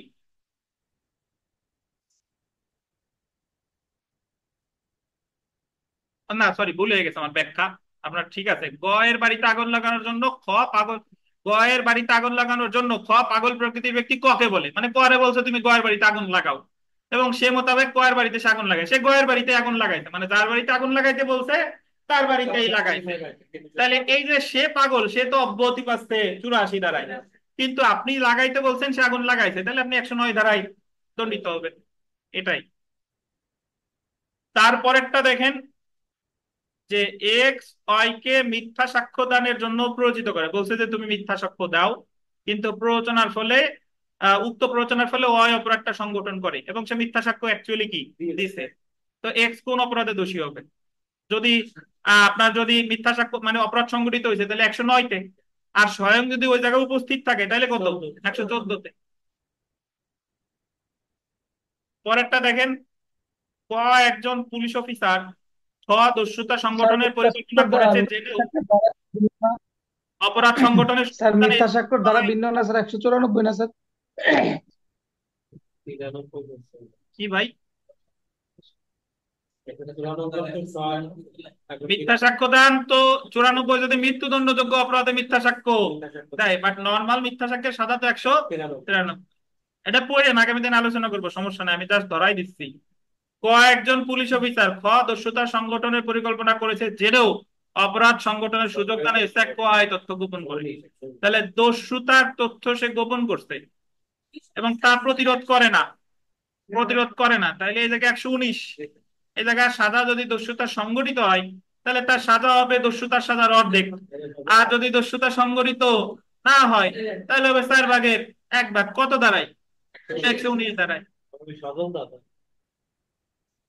দেখেন, যারা উপস্থিত ছিলেন তারা তো বুঝলেন, যারা উপস্থিত নাই তারা যদি এই লেকচার দেখে, আমি আশা করি তার প্ররোচনা রিলেটেড কোনো সমস্যা থাকার কথা না। তারপরও যারা এখানে আছেন, যারা একটু বুঝতে পারেন নাই, আবার লেকচার দেখবেন, আর তারপরও না বুঝলে আমার প্রশ্ন করবেন। তো আজকে আমরা যা পড়লাম এটা নিয়ে আপনার কোনো প্রশ্ন আছে কিনা?